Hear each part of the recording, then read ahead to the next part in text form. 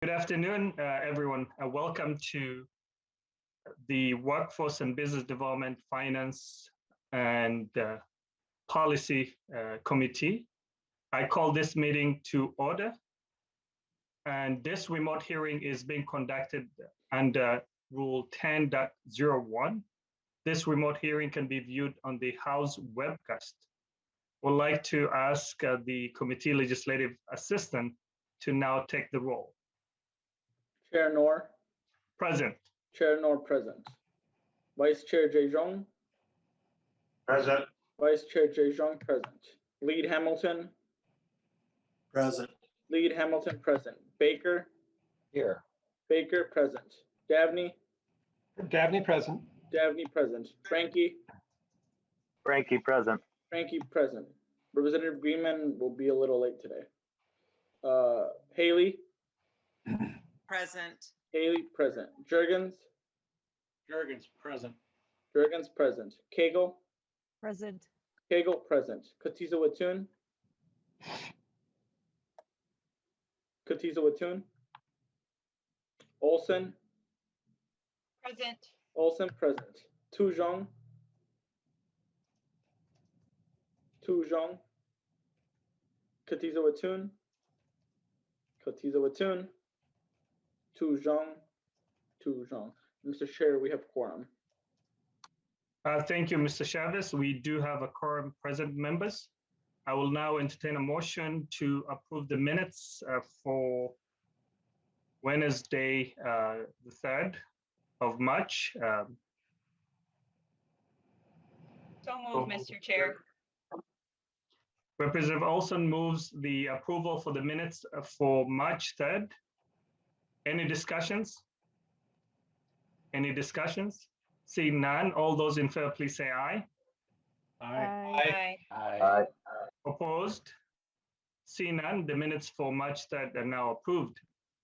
Members, we do have 3 bills. These 3 bills are related in nature. This is in regards to the tragic incident that took place in the Twin Cities and surrounding areas after the murder of George Floyd. Members, we will be considering these bills to ensure that we stand with the communities that have been impacted. Having said that, the first bill on our agenda is House File 728. Chair Lee, welcome to the committee. And I'll be moving your motion, House File 728, to be re-referred to the House Ways and Means. And Chair Lee, I see you do have an amendment, A3 amendment. Did you want to move now A3 amendment?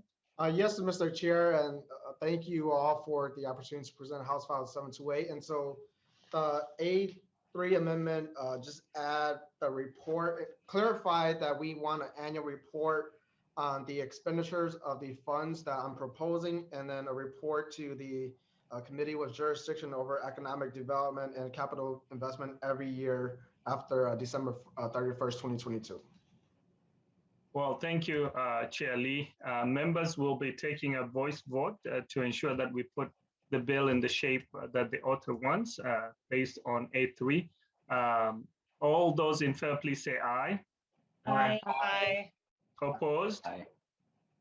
Seeing none, the motion prevails. To your motion, Chair Lee, as amended, please tell us about your bill.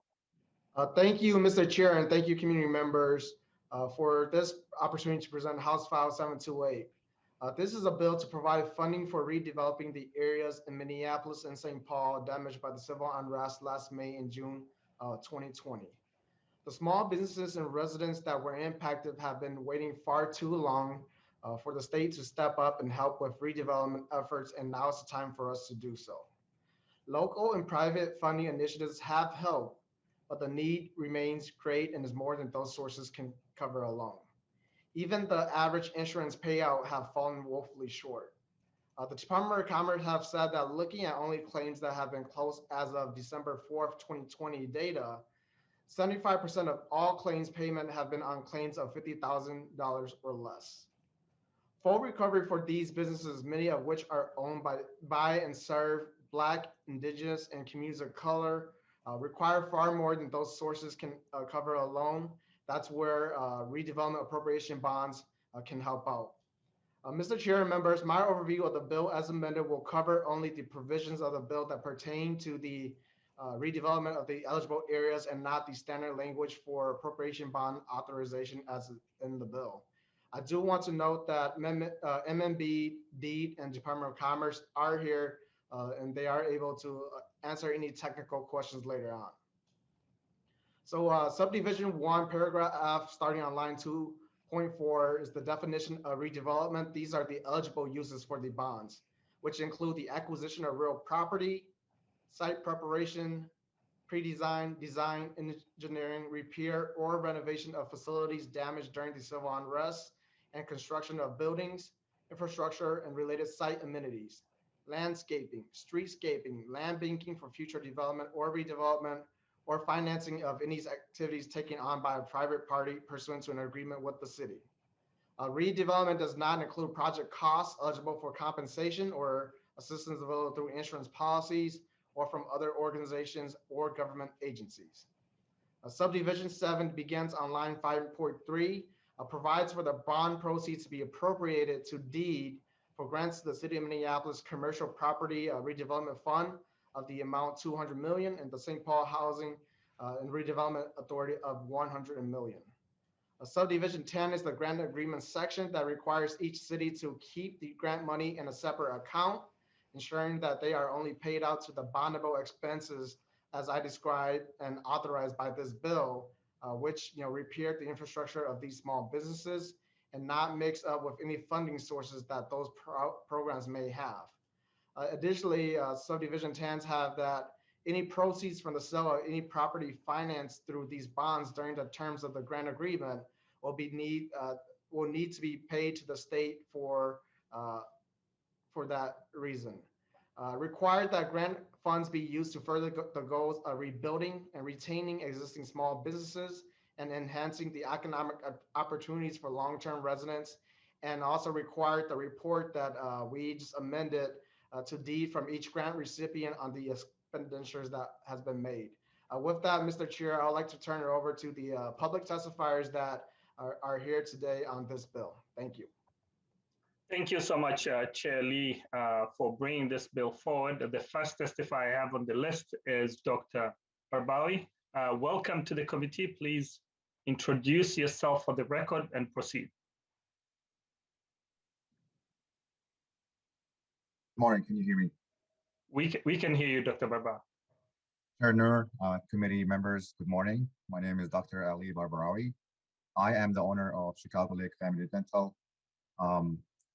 That's an dental office located in South Minneapolis on the corner of Chicago Avenue and Lake Street. That area was the heart of the civil unrest last summer. On May 29th, 2020, my office suffered severe looting, vandalism, and destructive fire that burned the office for more than 5 hours. That tragedy left me saddened, shocked, and angry. I have to be honest that sometimes I wondered, what would be the next step for me. I purchased the office in 2018, and I worked hard on making it grow since then. However, on the second day of the riot, I was surprised to receive many phone calls and email messages from my patients, encouraging me to stay there and not move. And they reminded me how they depend on my office for their health and their family health. I have to mention that my office is one of the dental offices in Minneapolis that accept Medicaid, which means we serve the low-income families, the underinsured, uninsured, the disabled patients, and more importantly, children. I decided to stay in the area, and with very limited financial resources, I started rebuilding very quickly, less than 7 days to start rebuilding. I'm happy that we're making progress. It took us some time, but we're gonna open this month, 29th of March. That was the setup opening date. Our office is very important for the community, like I mentioned, and also it's an I look at it as an example for other business owners in the area. When I look at around me, I still have discussion with business owners that suffered in the tragedy and have not rebuilt yet. Popeye's restaurant across from me has not opened yet. Sheraton Hotel across from me is still closed. Uncle Hugo bookstore right next to me could not rebuild and decided to sell the property to me and move somewhere else. From my discussion with other business owners, city and state, we were happy to receive some support from the community, our other fellow Minnesotans and Americans, and some organizations like Street Council. I think I just wanted to mention that how our office is important for the community, just other businesses. And before I close, I'd like to state that the communities impacted by the civil unrest means something, not just small businesses, but the whole area. Keep advocating my community and the business owners in my area, because I feel that's important to all of us. And for that reason, I'm asking for support from each and every one of you. And let me finish with a brief personal experience. Before I moved from Chicago 3 years ago, I worked in underserved area. And when I moved here, I shared my experience and my new living place with my friends in Chicago. 2 or 3 years ago, when I request that they give me a visit, they all say yes, or we would like to do that. We heard a lot of things, good things about Minneapolis and Minnesota. They asked me America, and they also mentioned the Duluth Beach. That's when I say I live in Minnesota. Come visit. Nowadays, when I tell them, oh yeah, let's get together, come visit, the first question I receive for them is it safe? And that saddens me. Thank you again for this opportunity to testify today. I'm happy to answer any questions from you. Thank you so much, Dr. Barbrawi, and I appreciate the work and the services you do for all of our communities, especially with dental needs. And I'm glad that you will be reopening your office. To the members of the public, please keep your comments to 2 minutes so that we can get to many people who've signed up for the 3 bills that we have today. With that, I also wanted to ask you to mute your mics unless you're speaking. Thank you so much. So the next person is Elias Uso.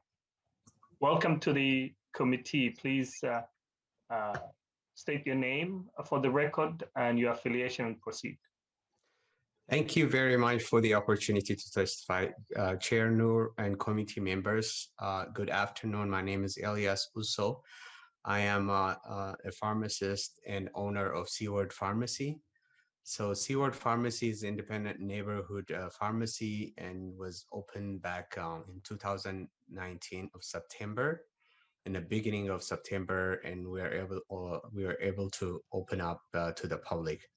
We provide customized healthcare to our community by giving the proper attention and advice to each of our patients, and making sure that they'll be compliant to the medication.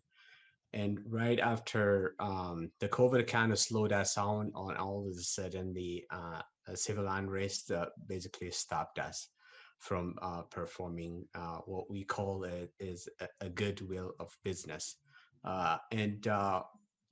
While our businesses were able to come back and reopen this last year, September 1st, but there are so many businesses are not able to open their business like we did. We're one of those few lucky ones, and we're very fortunate.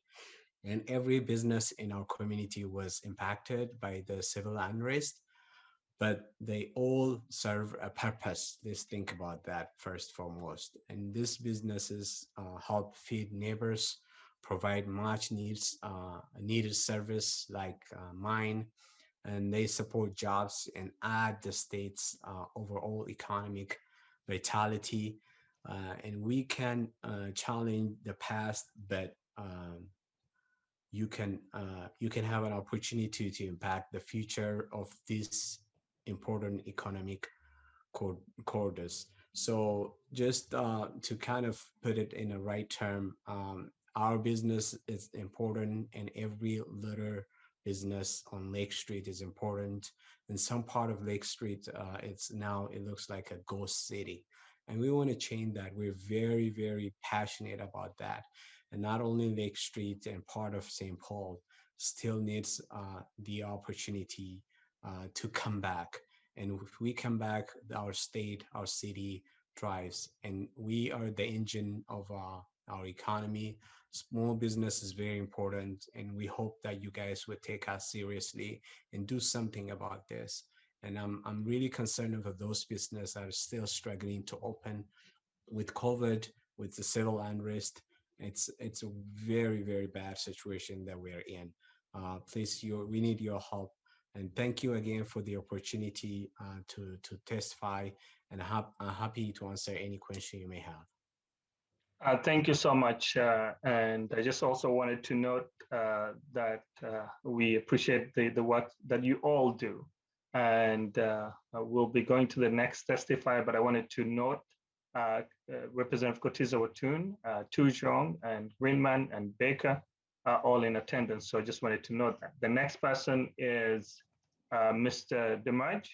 Thank you so much for hosting us yesterday and welcoming us to the building that was extremely destroyed, which still is in rubbles on Chicago and Lake Street intersection. Welcome to the committee. Please state your name for the record and proceed. My name is Abraham Demaj. So you guys came in yesterday. I don't have to say a lot today, to be honest with you. Thank you for inviting me in to testify again. We have started this business for almost over 30 years in South Minneapolis and Lake Street. We deliver our furniture all over the town, pretty much the state of Minnesota, St. Cloud, Wilmers, Faribault, Waseca, all the town. And the sad thing about it right now, we're pretty much disabled after the civil unrest. Aside from my neighbors, it's a ghost town, as I mentioned with my previous testifier. It is very sad. I feel, be honest with you guys, I don't have to elaborate. It just makes me sick to my stomach and my heart.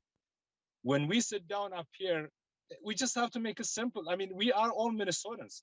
Why do we have to even testify? Why do we have to go through this process? You guys could drive and welcome to I will walk you guys. Every store has been impacted by this. I mean, it is burned down to the ground. We're not asking for a bailout. We paid our taxes. We hire employees. We paid property taxes. So we're asking back. What is it too much to talk about it? All we need is you guys to really consider, open up your mind and heart and welcome. I mean, we are a family at the end of the day. I might be black or brown to you guys. At the end, our blood is the same people. God created us from even Adam, then nobody else, if you believe in God. And if you don't, then we have different things. But we are the same people. Let's not talk about it. Let's make this progress. And I feel sorry for these guys. They keep coming up and trying to help us out. From representative that I saw a lot of them yesterday. I thank you for all of you guys. I know some of you guys are doubting about it. Please do not doubt. This money is going to go on to rebuild to our community. Anything goes above and beyond, I promise you, I'll give you guys my word, we'll stop that as a community. So I want you to consider that this bill is going to help our community, is going to help our Minnesotans. I'm proud to be a Minnesotan. I migrated 30 years ago to look for American dream. Went to college. I did not give anything handout. I started as a delivery guy, saved my money, me and my brother, and came in, and all our dreams being shattered. That's not fair. So I want you to guys be considering and really help us out. Let's build it together. We're not asking for bailout. Please, to all of you guys representative. I might sound harsh to you guys. If you really meet me in person, I'm not that really bad person. You can see my whole story all over the neighborhood. Thank you all. Appreciate it. Thank you so much for your testimony, Mr. Damaj. And I'm sorry for your brother, as the story you shared, who is now in the hospital because of the tragic incident that happened there. So I just wanted to note that for the record. Ms. Sanders, you're next. Please welcome to the committee and state your name for the record and your affiliation. Please proceed. Hi, thank you for having me. My name is Joyce Sanders. I am the owner of Urban 29 Apparel. I don't really even know where to start. I'm telling the story a lot of times, but basically, I've always wanted to have a high-end urban fashion clothing line and store, and I worked very hard for years to accomplish that. So I finally was able to accomplish that. I moved right in on 804 East Lake Street on the corner of Chicago and Lake, right next to T-Mobile and Foot Locker. And I put a lot of work into making it very beautiful, very professional, and a safe place and a nice place for the community to shop. I'm part of the community as well. And basically, same story. And my heart goes out to all the businesses in that area, the people that live there and work there. Basically, the whole building was burned to the ground, and all my hard work and dreams with it. So, thankfully, but what I want to say is that, the small businesses, the community, they do need a push to get going. I'm happy for my opportunity. I've been able to restart with a little help and a little push. Like, all businesses need help to get it going. That area needs help. I want to come back to the community. But anyway, I don't know. So now I just kept trying. I've had the help of Lake Street Council. I've had the help of NDC. A lot of help from NDC to get back started. If it wasn't for NDC, I probably wouldn't be able to be where I am now. So with a lot of hard work and support, I'm able to be in the mall now. So the MOA has helped me a lot too. And so basically, I just want to say that businesses need help. They need a push to sustain. And I'm just grateful to all the organizations that have helped me. Thank you so much, Ms. Sanders. The next person is Mr. Lim. Please welcome to the committee and state your name for the record and proceed.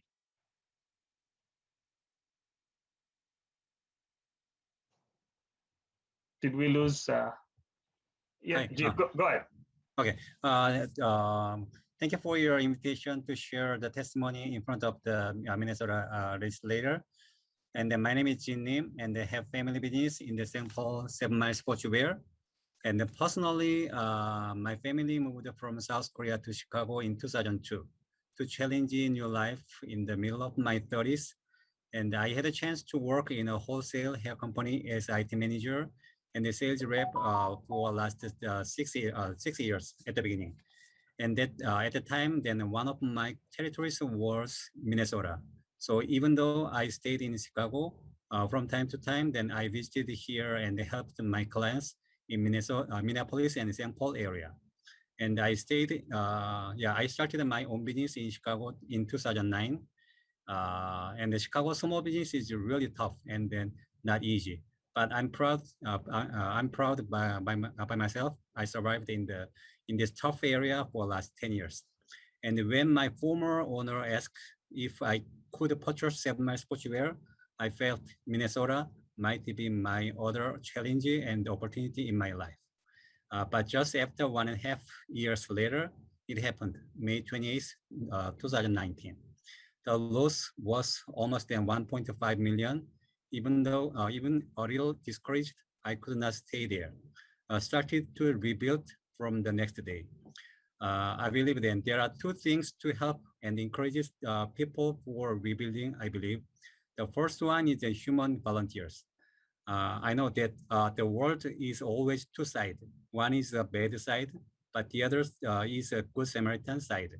The next day, wow, then I see then a lot of people, volunteers, came to my parking lot and then even inside the store. And some groups praised the worship and short time and they scattered to help the small business. That was really then a good thing for me. And the second one was a fund from ADA and the St. Paul Bridge Fund. I met the director of ADA accidentally, and he's trying to help me and then introduce the fund. And therefore, not being used to getting others' help, I doubted to apply, but it was real. And later, I got the bridge fund from the St. Paul too. And then what I want to testify is that small business is all our life as well, all our employees' life. And when I got the fund by the ADA and the St. Paul government, my feeling was totally different from the insurance company, because the insurance is the compensation for my insurance purchase. But the bunch of the volunteers and this kind of funds encourage and wake up our small business people's spirit. So I can testify strongly that your fund for the small business is really important, not only for the financial support, but also for the small business encouragement and feeling we have the neighborhood. That's it. And so thank you for your listening. Thank you so much for your testimony. The next person I have is Mr. Mike Tamali. Welcome to the committee. Please introduce yourself for the record and proceed, and then we'll be followed by Mr. Henry Jimenez. Thank you, Chairman Noor. My name is Mike Tamali from the Neighborhood Development Center. We also run the Midtown Global Market with our partners Cultural Wellness Center, and that market's right at Chicago and Lake, so right in the heart of all this, the destruction that we're sitting here talking about today. But I want to raise the view a little bit and talk about the need throughout the whole state of Minnesota to have additional programs from DEED, from the state, coupled with local resources everywhere to deal with empty and underutilized and distressed commercial properties. These exist not just on Lake Street and Chicago Avenue, but also, you know, in many towns across the state, large and small. And while there's underutilized or maybe even empty, in bad repair, in some cases actually obsolete, at the same time in the same communities, have entrepreneurs that need to start a business and don't have a good place to do that. So combining tools to work with these distressed commercial properties, both in terms of getting them redeveloped with experienced developers, but also financed in a way that they can be made available with long-term affordable rents for local small businesses, is the program we're trying to talk about here, because this exists everywhere in the state. Right now, we have a dramatic need on Lake Street and University Avenue and so on, but that need has existed across the state for many years. And so we're asking you to think broadly about the need for financing for commercial renovation and reconstruction of distressed properties at a level that actually makes the rents affordable to local small businesses, not just, you know, not just bigger businesses, but you know, back to what the rent levels were originally in these properties, in the $5 to $10 a square foot range. When you try to rebuild them or build something brand new, you're up around $20 or $30 a foot for rent. We're building a building right now at University in Dale that'll house a number of neighborhood entrepreneurs. The state money that went into that was actually only 9% of the whole deal. We used under $1 million from DEED, from their redevelopment grant program and their cleanup money. But that was against a $28 million project. So it's really all told on 3.5% of the whole project, but it was very useful money. And that's the kind of money combined with the other DEED programs on small business assistance that creates a complete package that really has promise to bring back not just Lake Street and University Avenue, but lots of key properties around the whole state of Minnesota. So thank you very much for listening. Thank you so much. Next is Mr. Jimenez. Please welcome to the committee and state your name and affiliation for the record and proceed. Buenas tardes, Mr. Chair and members of the committee. My name is Henry Jimenez, Executive Director of the Latino Economic Development Center, member of Catalyst Partners, which you'll hear from a couple of them throughout this hearing, as well as a member of the Minneapolis Forward. Thank you for the opportunity to address the committee, and most importantly, thank you to many of you who have continued to reach out to LEDC to see what the needs of our clients have been, not just last year, but throughout this pandemic and then moving forward. I'm here to testify in support of House File 728. As you all may know, for almost close to 20 years, LEDC has helped hundreds of small Latino-owned businesses start or expand their businesses throughout Minnesota, with most establishing in the Twin Cities along the business corridors that I believe this bill is intending to support. I ask that this committee support this bill and ensure that there are mechanisms that will help preserve the investments made by these BIPOC businesses in rejuvenating business corridors in the Twin City and across the state. Many of these businesses who have become staples of our communities and have a history of being long-term tenants of the buildings they operate in aspire to ownership and have taken all the steps necessary to acquiring property. At a time when big business is better positioned to acquire property faster, ask you to side with small businesses and provide them with the support they need to stay in the buildings and eventually own these properties they have supported for decades. Let's invest in small business. Let's invest in BIPOC businesses. These are all businesses that had become established, successful, and many even expanded. We no longer were investing in them because they were now investing in us, contributing members of our community. Clearly, a lot has happened in 2020, but regardless of what got us to this ask, I can assure you that the best investment in it is in people and in businesses that have proven track records. Successful businesses as the hundreds that were impacted last June. You have an opportunity today to invest in proven businesses, not one, but hundreds. It's not a political move, it's a business move in which the people of Minnesota have a significant return on their investment. Small businesses hire local Minnesotans. We all win when this happens.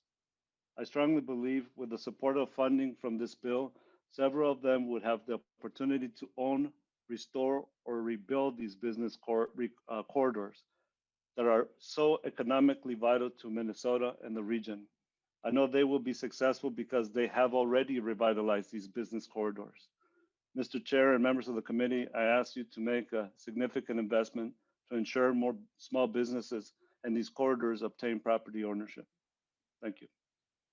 Thank you so much, Mr. Jimenez. Representative Olson, I see you raised your hand. Did you have a specific question for this testifier? It can wait for. Thank you. The next person is Ms. Sharkey. Welcome to the committee. Please state your name for the record and proceed. Hi, thank you, Chair Noor and committee members. My name is Allison Sharkey, and I'm the Executive Director of the Lake Street Council. Thanks, committee members, for taking the time to hear our thoughts on this bill and for reaching out to us to see how we're doing and for visiting the area last summer. I want to thank the business owners who are here with us today. So many small business owners had their lives completely turned around, and they continue to show up and advocate, not just for themselves, but for every impacted business along Lake Street, West Broadway, downtown Minneapolis, and along University Avenue in St. Paul. We've been amazed and overwhelmed by the incredible support shown for our small business community since last May. So over 80,000 individual donors from all around Minnesota and all around the world have donated to support our small businesses, as have over 100 corporations and foundations. But there are still really significant unmet needs, and we need state support to close a gap in redevelopment costs. Lake Street's one of the most important commercial corridors in the whole state. Over 2,000 small businesses operate here side by side with several major employers, and together they employ tens of thousands of Minnesotans. So Lake Street really struggled in the 70s and 80s, but the commitment of entrepreneurs who started businesses here brought the corridor back to life. And it stayed strong and boosted the economy ever since, until last year. And now, just as if a natural disaster had passed through, the destroyed buildings, boarded up and broken windows, and vacant lots are keeping customers away, threatening all of the businesses along the corridor. The future of our business community and their employees and the families they sustain are at risk, and that depression could last for decades. Luckily, our business community really wants to reinvest. Several entrepreneurs that were displaced are now looking to see if they could buy. They're ready to move up from renting to owning their own property and building assets within their families. And the entrepreneurs who own properties that were completely demolished haven't yet put their properties up for sale like we had feared. But they're now getting final decisions from their insurance companies. They're starting to get estimates on rebuilding. They want to rebuild, but they're finding that there's a large financing gap. So we're seeing that among small businesses. Insurance is covering anywhere from 0 to about 40% of losses, with about 25% being pretty common. And to suddenly replace a 100-year-old building with one that's more appropriate for today's needs requires additional equity, which is beyond what a typical small business owner can access on their own. So, we're seeking out matching funds to help close these financing gaps. So far, the Lake Street Council has invested about $8 million in 350 damaged small businesses, and we've pledged another $4 million in support. The City of Minneapolis, Twin Cities Local Initiative Support Corporation, and other funders have committed around another $20 million so far. But local funding really isn't enough to address a disaster of this size. Rebuilding is certainly not impossible. Several exciting projects are in the works that would bring back displaced businesses, add new incubator space for Black-owned businesses and other entrepreneurs, and add affordable housing while we're at it. So we've started to line up financing, but in every case, a gap remains. The city's commercial redevelopment fund is a really excellent mechanism to help fill that gap, but it needs additional capital. If the state ignores this gap, I really think a lot of these projects will falter. They won't be able to happen. And then that property is either going to sit vacant, the businesses will stay closed, or the property will end up sold to out-of-state investors who don't care about Minnesota.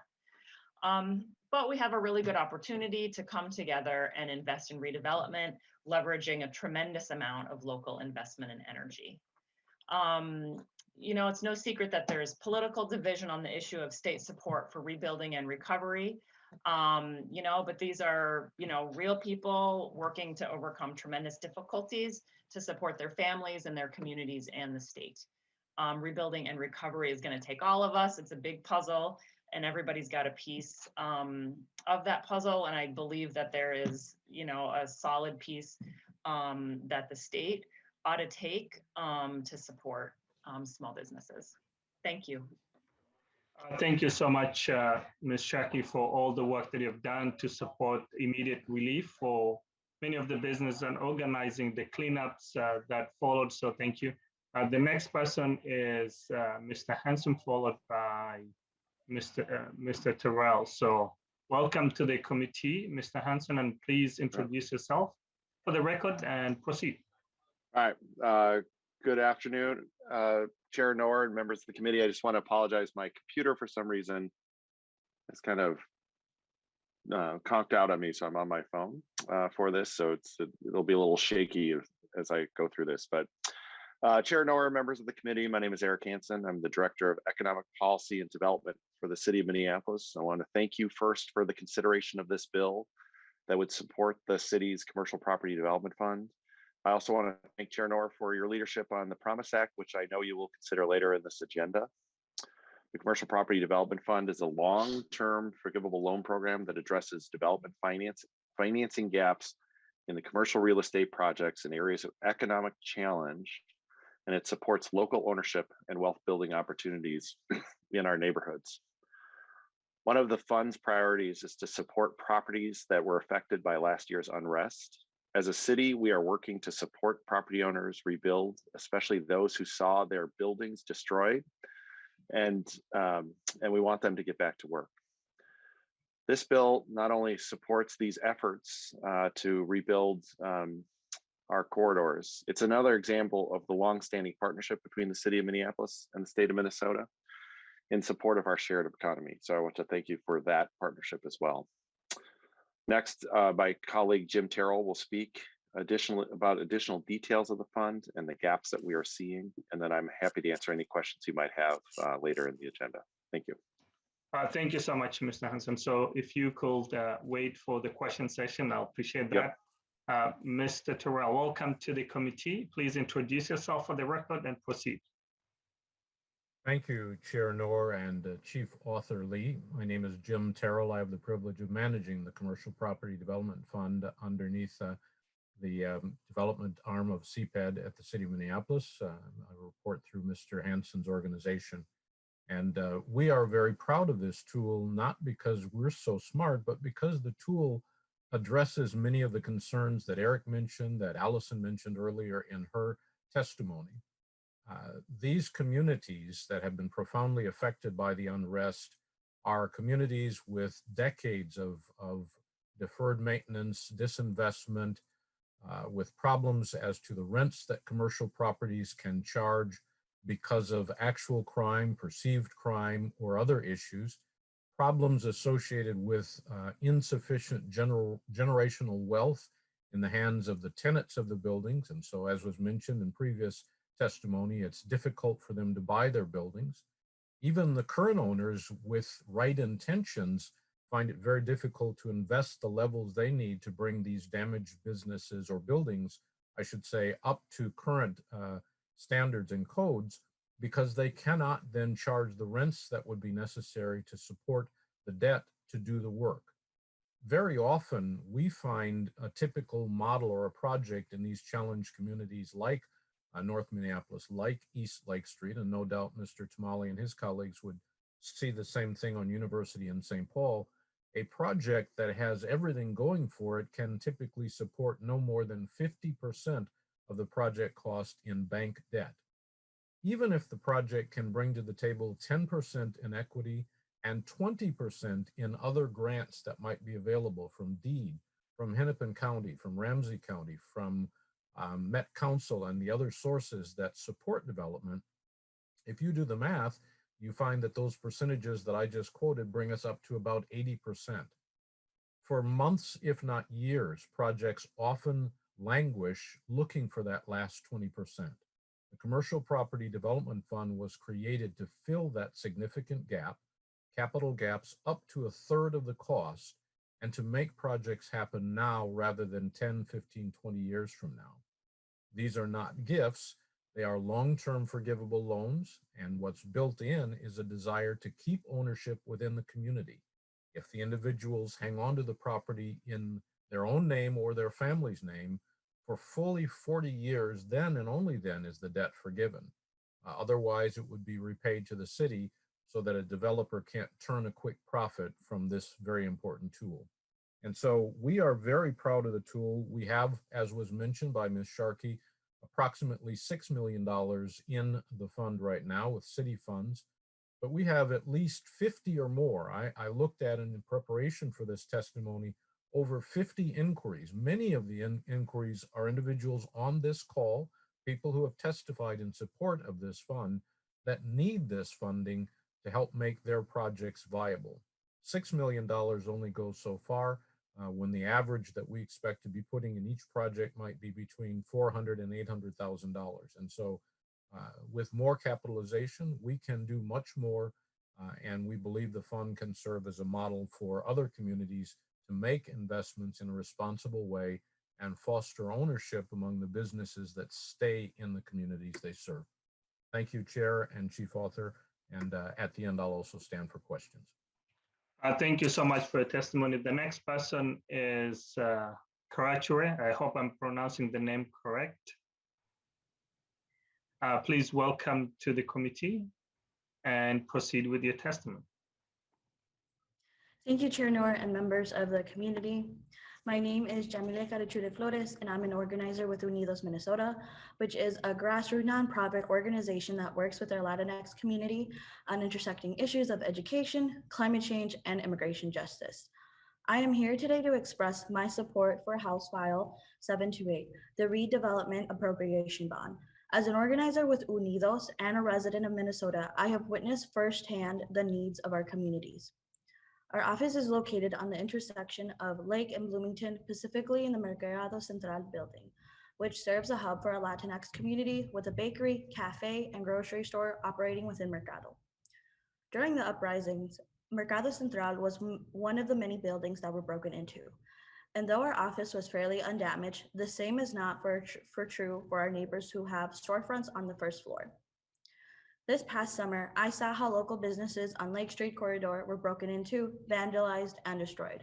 I saw how many were focused too close because the cost of the repairs damages were too high.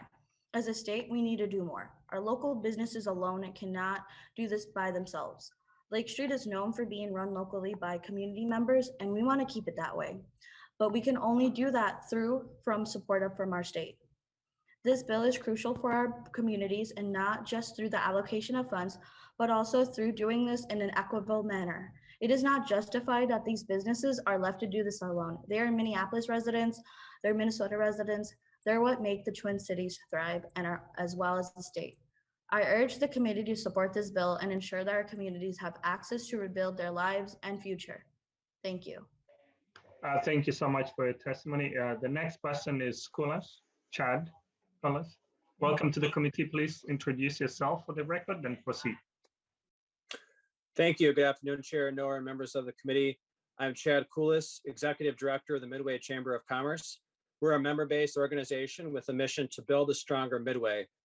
Since our founding in 1919, we've seen many changes along University Avenue in St. Paul, but one thing has always remained true. The corridor depends on the ingenuity and hard work of entrepreneurs whom neighbors in our community depend on to provide goods and services. On May 22nd, I became the first person to try Bole Express, a fast casual concept of Bole Ethiopian cuisine, as the owner prepared to open his new concept on May 30th. But on May 29th, he watched the building that housed both of his locations burn to the ground. Within days of the civil unrest, the Midway Chamber joined forces with the St. Paul Area Chamber of Commerce and the St. Paul Downtown Alliance to create one of a handful of funds aimed at helping those who had property damage. Through this process, we read through applications and learned more about their stories. As of today, we've helped fund 80 small businesses with over $900,000 in relief. The funds were donated both by our business community and by current and former residents who sent in $10, $20 just to show they care. I know some of you have been able to do a walking tour of University, and I thank you for taking the time to see it. If anyone else would like to do so, I'm happy to give you a tour too. Seeing the damage up close and walking along University was absolutely gut-wrenching for me, but it was also needed for me to fully understand the damage. Like many main streets, University Avenue has revitalized by immigrants and refugees. An estimate in 2017 stated around 300 minority-owned businesses in or near the Midway. This proposed legislation would help businesses by building community wealth.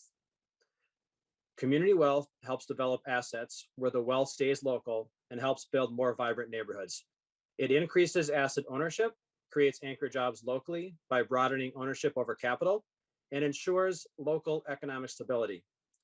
These are all essential in rebuilding our community in a way it can work for more residents, and this proposed legislation helps accomplish this by stating funds will be used to redevelop and rebuild existing small businesses and enhance economic opportunities for long-term residents. As our name suggests, we're at midway between the downtowns, but our businesses can't be in limbo as they try to rebuild themselves and reopen. Please help us ensure we can rebuild a stronger Midway. Thank you. Thank you so much for your testimony. The next person is Mr. Todd. Please welcome to the committee. State your name for the record and proceed. I believe you're calling on me, Chair. Bombing Tall. Tom, sorry for that. So welcome to the committee. Please introduce yourself for the record and proceed. Thank you, and thank you, Chair and members of the committee. It's an honor to speak to you today. Again, my name is Vaming Ta. I'm the Executive Director of Asian Economic Development Association, or ADA. We've been a nonprofit for over 10 years, providing business development support throughout the metro area. During the pandemic and in the aftermath of the civil unrest, we provided technical assistance and funding to hundreds of businesses. Today, I'm not going to tell you about the need for redevelopment in areas damaged by the civil unrest. You've heard about it from people here today, as well as from in the past. You've seen it, and you know the urgent need is there. Instead, I'm going to appeal to you humanity and empathy to support House File 728. As I said, I have years of experience providing firsthand support to small businesses. And I also have 20 years of experience helping to run my family's business. And I know one thing is true. Small businesses don't succeed on their own. No entrepreneur, regardless of who they are, succeed without a support network. My family's business, which my single mom started and ran, needed all the support of my siblings and I, our extended family, and the community. My mom needed her children and community members who were better with English to take care of the necessary business aspects of running a business. Small businesses are only successful because of the support of the community. Minnesota is that community, and you are part of that community, members of the committee. It's true for small business everywhere in small town Minnesota or in metro Minnesota. They depend on the community.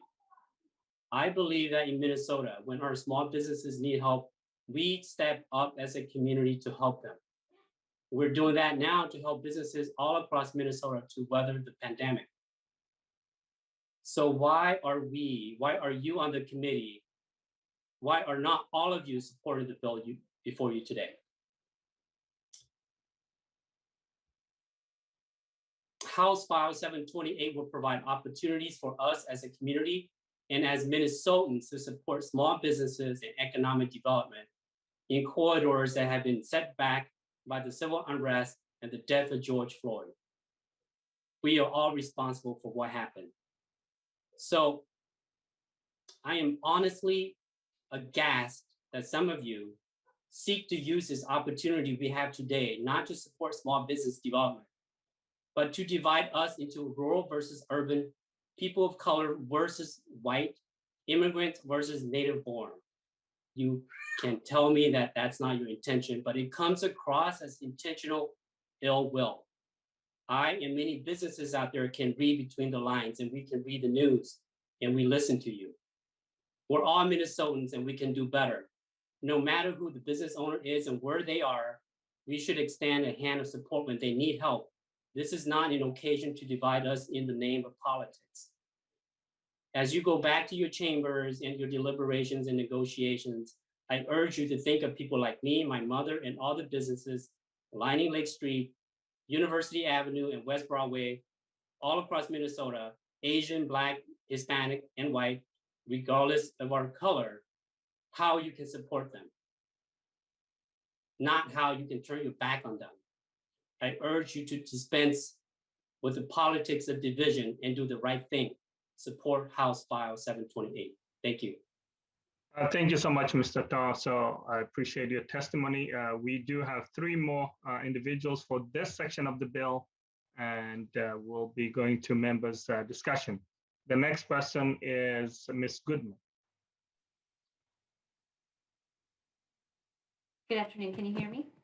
Yes, please welcome to the committee. Introduce yourself for the record and proceed. Very much. Good afternoon, Chair Noor, committee members. I will be brief. My name is Nicole Goodman, and I'm the Director of Planning and Economic Development for the City of St. Paul. I am actually new to Minnesota, having moved here in August during this eerie time of COVID and in the wake of a very painful moment in our history here. I did not live here when the unthinkable murder of George Floyd occurred, nor the devastation that took place thereafter. But I come from a city that knows disaster and recovery. I come from Oklahoma City, where 25 years ago, a devastating bombing took 168 lives and damaged or destroyed much of our downtown. The emotional recovery in Oklahoma City has continued over decades, as it will here, but the physical recovery is complete. With necessary funding, Oklahoma City rebuilt the infrastructure, the buildings, and the businesses in the impacted area. The Twin Cities will recover physically from this disaster, as Oklahoma City did, but it will take time. It will take the coordination and cooperation of everyone you have heard from today, and it will take resources. University Avenue in St. Paul is a richly diverse, vibrant area where many immigrant families, some who escaped war in their home countries, came to Minnesota, came to the Twin Cities, and built businesses and lives for themselves. Many were underinsured for a tragedy of this magnitude. Some of them lost everything.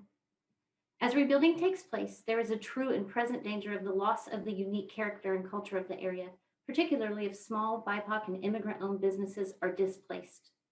Providing a path to recovery and property ownership for business owners will be key to ensuring the area retains its character and rich culture. Thank you for your time and consideration. Thank you so much for your testimony. The next person is Martel. Please welcome to the committee and state your name for the record and proceed. Thank you, Chairman Noor. My name is Alfredo Martel, President and CEO of the Metropolitan Economic Development Association, or MEDA. I will be brief. There's nothing much more than I can add to the impassioned testimony of some of the business owners that are on this call. Mr. Abe, your passion is what makes you powerful. So I appreciate your testimony very much. I am here on behalf of my organization, MEDA, and as a member of the Catalyst Coalition to appreciate and support this bill. Thank you, Representative Ali, for authoring it. And on behalf of our coalition and MEDA ourselves, provide support, our capabilities, and intend to deploy all of our resources as it pertains to deployment and technical assistance to ensure that these funds are used for maximum impact and that they yield the results that we want for our community. We're in a remarkable moment where long-term sustainable recovery is our priority for our state and our economy. I don't have to talk about the importance of a diverse sector of businesses and a diverse cultural ecosystem in our economy, but it's fundamental that we take action right now for that long-term recovery for the entire state to be a reality. On behalf of all of us at MEDA and at Catalyst Coalition, we appreciate the time and we are in full support. Thank you so much. The next person, the last on this section of the bill is Mr. Winston. Welcome to the committee. Please introduce yourself for the record and proceed. Thank you, Mr. Chair and committee for having me here. My name is Hollis Winston. I am a CEO of a company called Guaranteed America, and we actually work with small businesses to help them scale, grow, advocate on their behalf. I'm also a project manager for the Catalyst Coalition, which includes the African Development Center, African Economic Development Services, Community Reinvestment Fund, MEDA, NEON, and Latino Economic Development Center. Several folks you've already heard from. You know, this is important. HF 728 is important because although we have clients across the state, many of them have been affected by what we've seen recently. And, you know, the bill is very much about return on investment. I've heard several folks talk about that. It's also about the stability of communities. So, you know, rather than having a community 25 or 30 years from now still struggling to recover economically, whether it's local folks looking for jobs or whether it's local entrepreneurs being able to grow, I think this is an opportunity for the state to help these particular areas grow out of what we're seeing here, both in terms of the pandemic and unrest. I would also say that you have a number of organizations that have spoken, and if you're worried about, you know, how the funds are going to be used, how efficiently, you've had a number of people who have been in this business for quite a long time, and that funding will be used effectively and extremely efficiently. And I guess my last point is that many times we look at things like this as charity versus an investment. I think a number of people have made this very clear. This is an investment. If we step in at the right time now, this pays off in dividends for the state, and it pays up all the way up to tax revenue, which is applicable to every citizen in Minnesota. So again, I want to thank the chair, and I want to thank the committee for allowing us the time to speak here. Thank you. Thank you so much, to all the testifiers. So members, I'll be taking questions from members, and then we'll be proceeding to the next two bills, which are more identical. I'm hoping we'll be done soon with those two bills because of the way the bills are, authored and the language looking the same. So with that, I wanted to start with Representative Olson. Please proceed. Thank you, Chair Noor, and thank you, Representative Lee, for bringing this important bill forward, and for all of the really powerful testifiers for the last hour. That was moving testimony and speaking to the needs in your communities was greatly appreciated. So I'm a Duluth legislator. I'm in Duluth right now, and I fully support this legislation. Our community has been a recipient of appropriation bonds recently for our regional exchange, our essentially our healthcare corridor.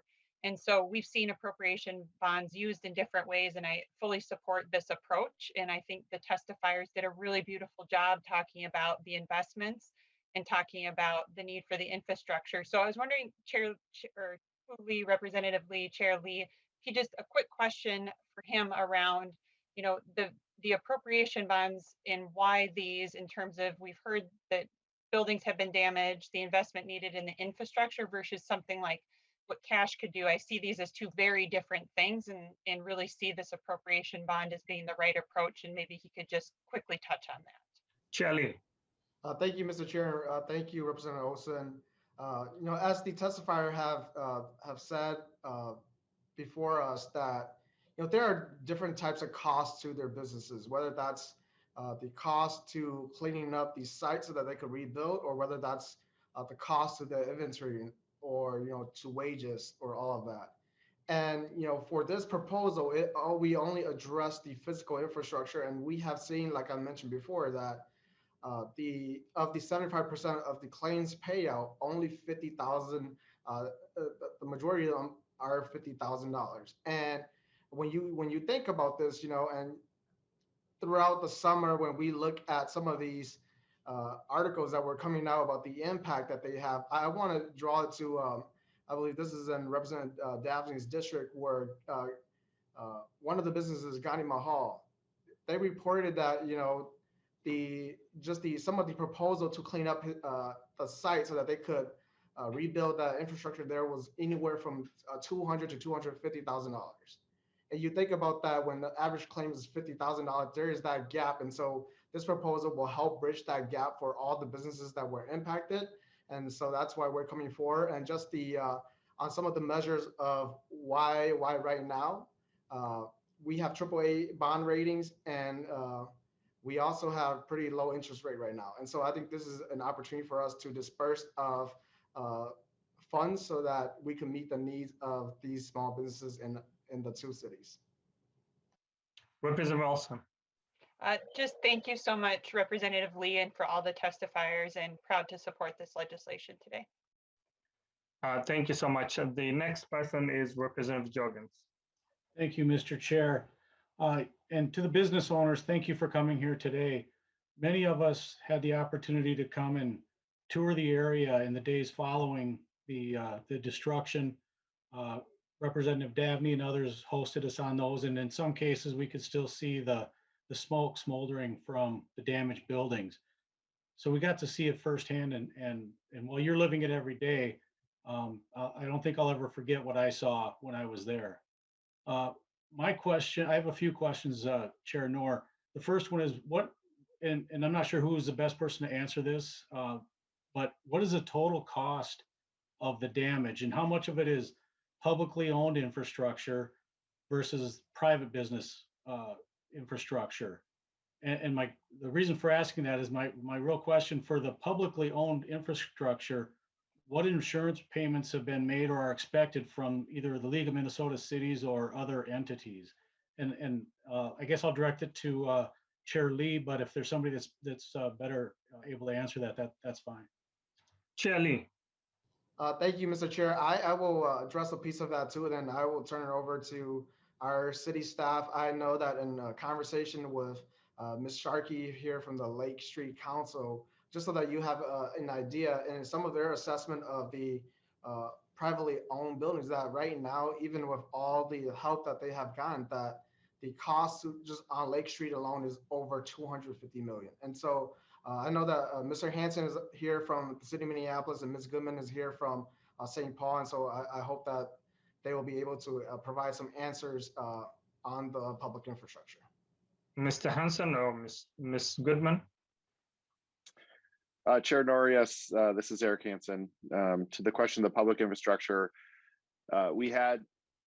most of the damage estimates that we have is on private property, and to Chair Lee's comments, citywide, we believe we're around 350 million of private either loss or property damage. And that comes from some assessments we've done through our assessor's office, as well as working with the state's Department of Commerce and getting insurance figures on that. As far as public infrastructure, I don't have the specific number, but we had last summer it was around $10 million in like semaphore damage and destruction of vehicles and that sort of thing.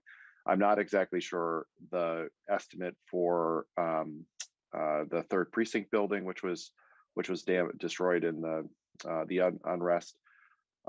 For Minneapolis, unlike a lot of other cities, we are self-insured, so that would not be an insurance policy through the League of Minnesota Cities. It would actually go through the self-insurance fund with the city, and so we're still working out those details. Okay. Ms. Goodman? Yes, I'll add to that, Chair. Thank you. I also do not have a breakdown of public infrastructure damage costs. However, based on the allowable uses of the funds as outlined in the bill, St. Paul does have definitely still more than 100 million in eligible expenses for the development for redevelopment in the area. Representative Joggins. Thank you, Mr. Chair. I believe it was Allison Sharkey that made a comment, and actually Chair Lee kind of alluded to it in his answer to Representative Olson too, but the statement was that insurance is paying on average 0 to 40% of the claims or the dollar values, averaging 25%. My question is why? Why is it that the insurance is not fully covering the losses? Ms. Shack. Sure. Well, insurance companies will always, they'll always fight back and, just cover what they need to. But also when you're a small business owner and you're going to select your insurance, you really have a range of what you want covered. If you've got the cash, you can select the very top-notch insurance that will cover you for every crazy thing that might ever happen. But most don't choose sort of that insurance that's kind of at the highest level, really not imagining that something like this would happen. So they may choose something that's more middle of the line. And people were really surprised to find out that their demolition would cost them $250,000, but their insurance would pay maybe $25,000 of it. There were some business owners, not property owners, but there were some business owners that also had no insurance whatsoever. There were also a number of people who had canceled their insurance because of COVID. So there was that restaurant, right? Mama Sophia at 27th and Lake, and she had carried decent insurance, but then, COVID hit and she had to choose, do I pay my employees this month or my insurance bill? And the place was closed. And so she canceled her insurance. And I think that's pretty common too. Representative Joggins, just to elaborate on that, we did have analysis done by the Commerce Department, inquiring through the insurances, and we do have an extensive data on that. For most of the people who are underinsured, or some of them were uninsured. That meant that they did not get what they expected to receive. And as you've had from the testifiers, some of these buildings were very old and trying to really rebuild based on that replacement cost. It doesn't add up. It's costing a different process and also changes with the ordinances through the city, and people want to rebuild back better than how it was. It creates a little bit of technical issues, and we've had from businesses who were unable even to meet the needs based on what they have received. So some of them just received 40% as it, expected. You used to be a little bit working with insurance, so I understand the cost of insured is what you'll be receiving. Representative Jorgensen, do you have any follow-up? I do, and I can certainly empathize with those that because of COVID were shut down and unable to pay premiums and how that could impact. But on the other hand, business owners have choices to make, and underinsuring is a choice. You work with your insurance agent to determine what coverages you are going to need. It's not that the insurance companies aren't paying because they don't want to. They're paying up to the limits of the policies. And so I just want to make that differentiation there. I have a question for any of the business owners that would like to answer. What assurances have you gotten from the Minneapolis police that they'll adequately fund and staff the department to prevent future incidents like the destruction that occurred last summer, and also to stem the current crime wave resulting in vehicle thefts, carjacking, and other serious crime?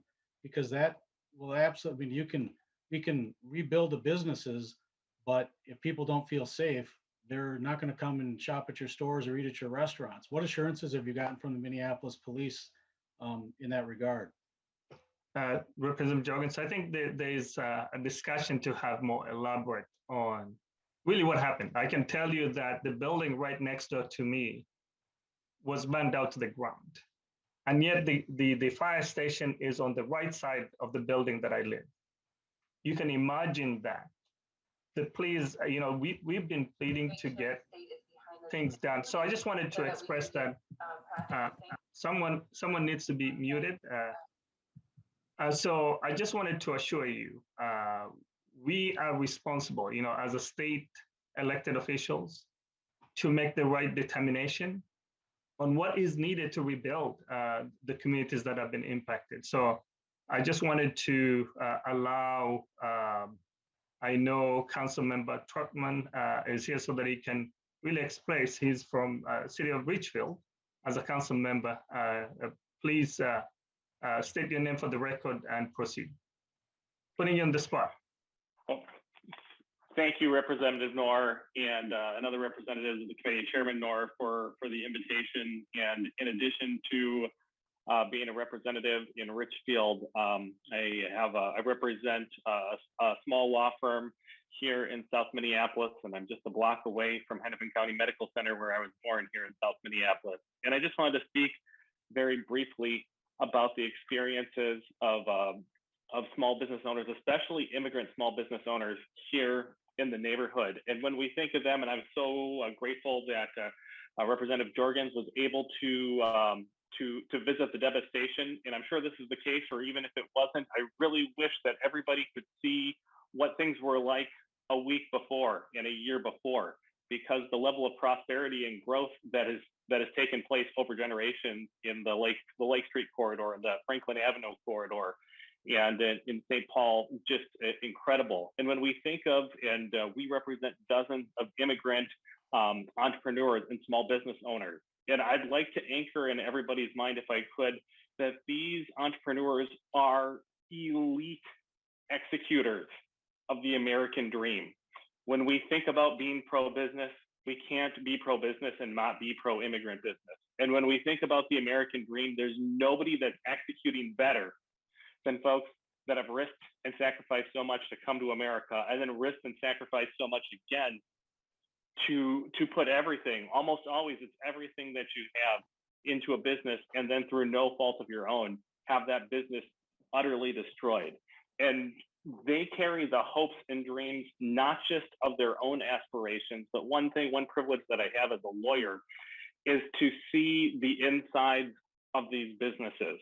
And I can tell you time and time again, when you see a first-generation immigrant that puts down the resources to buy a building or buy a business, and they pull together $50,000, $100,000, it's often not through traditional financing, but they are a store of wealth and dreams and aspirations of sometimes even dozens of their family members and friends. And so when you see one small business and you see one person executing at that elite level, And again, it's just an elite level of the American dream. They're executing on that. They're doing that with their cousins and their friends and their parents and their uncles and aunts. They all pulled money together to put into that business. And when we think of the cost of that business going out of business, or when we think of the delay of 6 months, 8 months, a year in getting fined, it doesn't just impact that person and their ability to dream and execute on the American dream, but it sends a message and it economically devastates all the people that are connected, let alone the employees that they provide. And just one comment, and then I'll conclude. There was a question about the cost and why 40% on the dollar is not enough. I just want to point out that if you have a small business and you're waiting month after month for state action, taxes continue, utilities continue, and in many cases, financing payments continue. And so even if you have 100%, and that 100% is delayed, or you have 80%, you are eating into your corpus while you're trying to keep your business sustained, the corpus of the finances, but the costs continue, the need continues, and the longer we delay, the more permanent damage we do to this incredible infrastructure of the American dream. So thank you so much. I appreciate the opportunity to speak before everybody. Thank you so much, Councilmember Trotman. Representative Greenman. Thank you, Mr. Chair, and thank you, Chair Lee, for bringing this this policy. And I just wanted to say, you know, as somebody who represents 70% of Minneapolis and 30% of Richfield, how important it is that we as state lawmakers think about, you know, when disaster and tragedy strike, we don't ask, what did folks do wrong? What we say is folks, no fault of their own, need help, and we stand up together to help mainstream businesses, small businesses in our communities. And so I am really grateful for the small business owners and the folks who are really investing in our communities for being here today. My question for you, Representative, or maybe it is for you, Mr. Damaj, is how will these appropriations bonds support the work that you need to do to rebuild your business and to reinvest? Mr. Damaj. Thank you for the questions. I think that's a great question. Before I answer your question, I wanted to just say something. The previous representative, I'm not good with the names, Jorgensen, he mentioned a good point about, you know, for insurance policies. Well, first of all, do you guys know where Lake Street is? It is an underserved communities. They do not have a disposable income. These people they don't have a disposable income. What that means is my customers, they shop with us layaway. You know what that means? They save their money. They don't have money to spend, extra money. So we serve those kind of people. What that means is when we own our business for the last 30 years, literally, I'm sorry, maybe it's a mistake that we did not, you know, revisit our insurance. So many of business people like me are in the same boat, and Alison Sharkey said the same thing. There's from this epidemic that we're going through, this COVID. I had a COVID. I barely survived with it, but that didn't stop me from helping my community. But so many things is happening to our community. And the pandemic went in, and right after that, the civil unrest. We have so much stress that we have to go through. And the last thing I want to say to him also is, I'm not saying it again with the harsh things. Please come and visit it again to see the area more. The police things that he mentioned, I am concerned. Every one of you guys who's sitting there today, we don't want in my neighborhood to rehappen these things. What precautions are we should looking for this again? We don't want this unwanted people coming up and destroying our neighborhood. Maybe they will destroy the richer neighborhood this time. We don't want these people. Together, we need to stop these people. I think city of Minneapolis rethink and have a plan for this. To answer your question, ma'am, I think this money, it would help me and my community.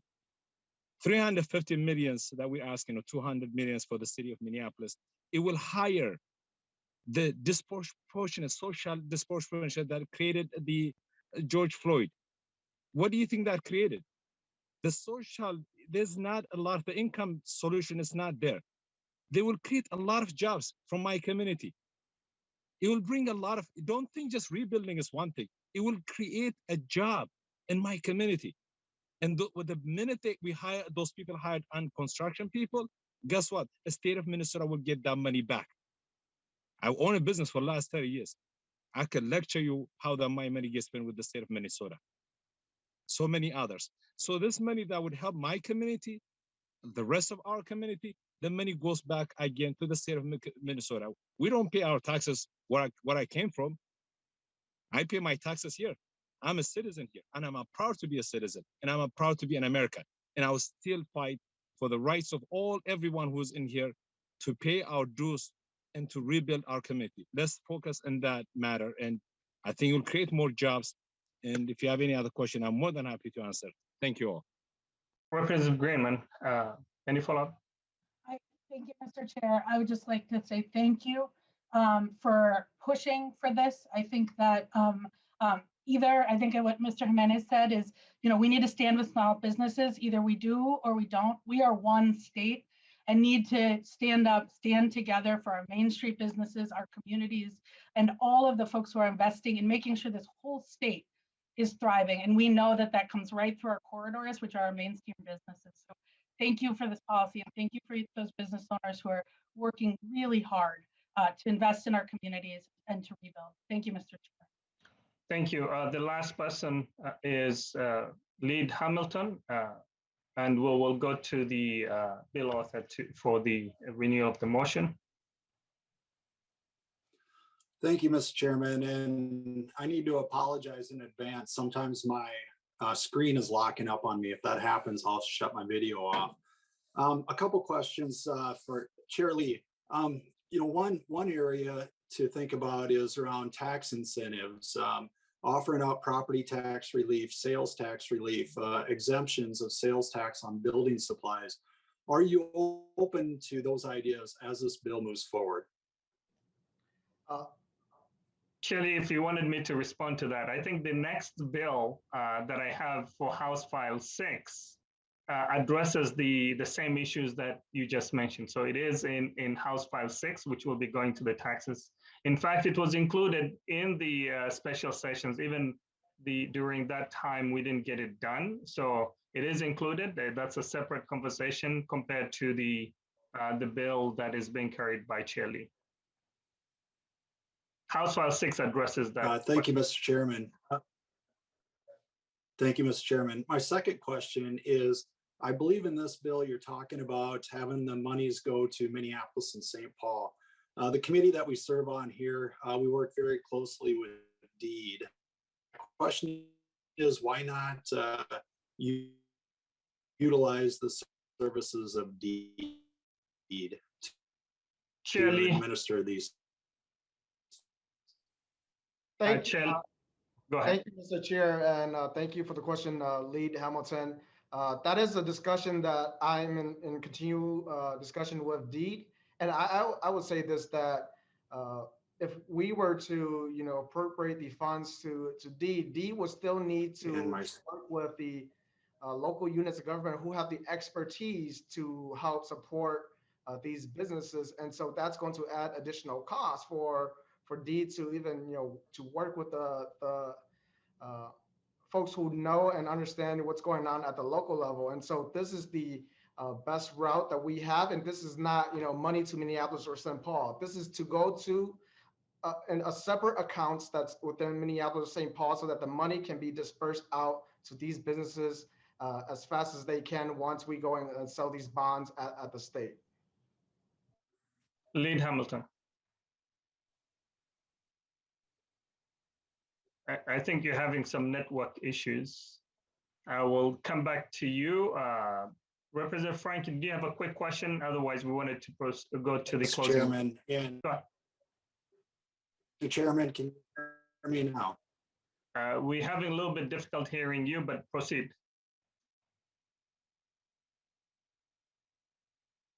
We lost you. Representative Frankie, did you have a quick question? Thank you, Mr. Chair. I had my hand up, but I'm trying this new technology right now with my new fancy earbuds and on my phone. So I apologize if it accidentally got taken down. Can you hear me all right? Yes, we can hear you. Please, if you have a quick question, go ahead. Yeah, well, actually, I had several questions. I was at Representative or Chair Lee. I don't see anything in your bill about any type of administrative fees. Is there planning to be a cap on that, or to all of the city fund and the administration by the organizations? If you could answer that, please. Chair Lee.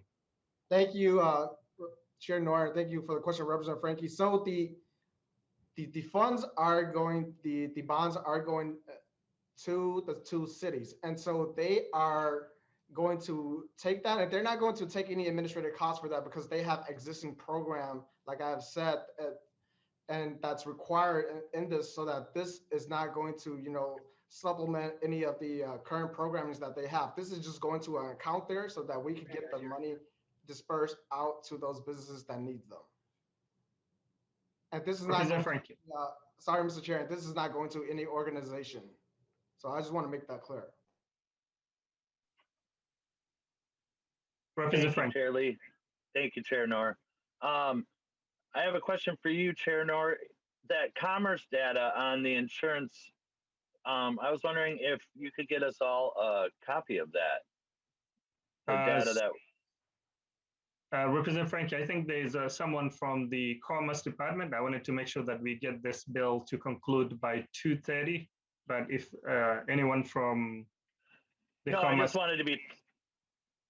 Sorry, Chair Noor. I just wanted to be provided with it. They don't have to tell me about it now. That's completely fine. Sure, that's what I was going to ask them to send to Travis and then share with the committee. So that's my request to the Commerce Department. All right, and then I just have a statement. I'll forego my questions right now, so we can get moving on this, and maybe Lead Hamilton might have something else to say. I want to thank you, Chair Noor. I want to thank you, Chair Lee, and all the testifiers, all the small business owners struggling not only through COVID. I get that. I'm living it right with you. I have said that I do believe that the state, the legislature does need to start to provide a piece of this puzzle. Now, is this bill it 100%? No, I don't believe so. My apologies, Chair Lee. But we need to step up a little bit. But when we look at these things, at least personally, when I look at these things, I see 300 million possibly going out in this bill, maybe 267 million going out in the next bill. I'm sorry, Chair Noor, I don't know what the funding request for yours is. The governor's request is 150 million. We already have the testifiers who have discussed over 100 businesses, organizations have donated, and just what I calculated just from the numbers so far, that's another 32 million discussed and the rest undiscussed. So we're somewhere north right now of $750 million in requests. So I'm committed to doing the work here. I believe that, at least personally, if I was in the position of these small business owners in these communities, I would be right next to them and up there testifying and asking for the assistance. So, Chair Lee, I'm going to give you an affirmative vote on this. And I want to have some discussions with you around some transparency, guardrails, accountability, things like that. But we can take all that offline. But going forward, I think we need to bring all this together and come to a conclusion and move this ball forward for these communities. But I think there has to be some discussions on how we're really going to get there. And I think there's parts of all of these bills that are good, but we need to come to one conclusion as a whole, as a legislature and as the governor. So I'm going to give you an affirmative vote on this, Chair Lee, to get this moving out of committee. And I hope that you will make that commitment to me to hear some of my concerns going forward. Thank you, Mr. Chair. Thank you, Chair Lee, and thank you to all the testifiers.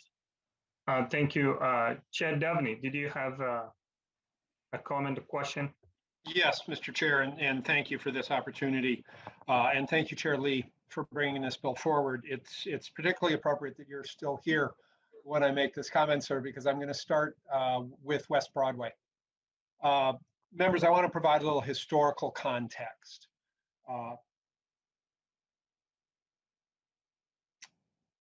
when we talk about the events of last summer, the civil unrest after the murder of George Floyd, we tend to focus solely on that event, that distinct, clear event that we can all still see in our mind's eye, and for which he will, former Officer Chauvin will be starting trial on Monday.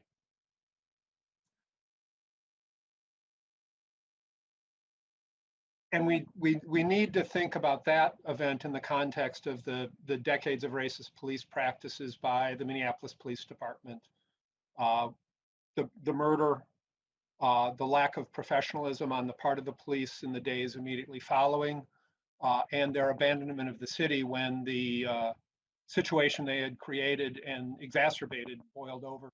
And instead of attempting to either diffuse or control the situation, as the community rightfully expressed their anger and desire for accountability, they allowed the situation to boil over, they exacerbated it, and then they stepped back and allowed the burning and the looting and the violence to go on.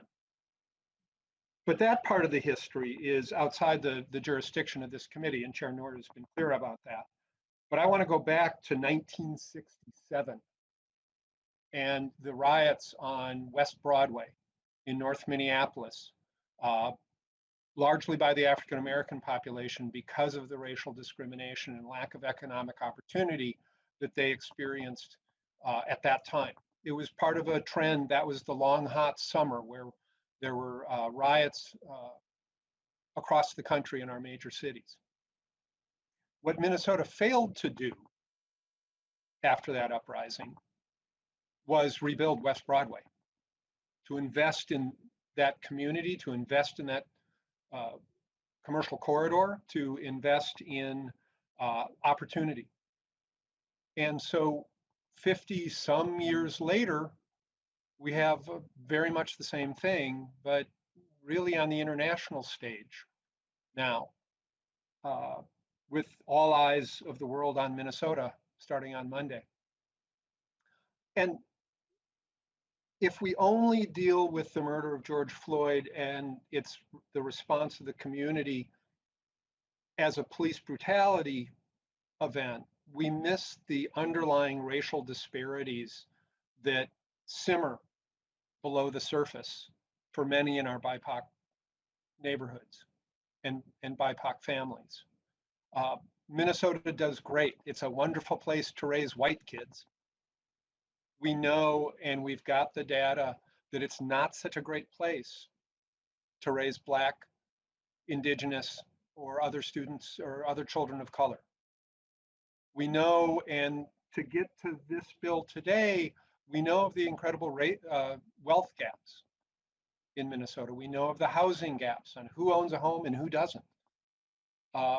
Members, if we fail to pass this bill and get this through the process, this bill and the other bills that the chair has scheduled for today, we are simply laying the seeds for the next riot next year, 20 years from now. I don't know when, and I'm not going to make that prediction.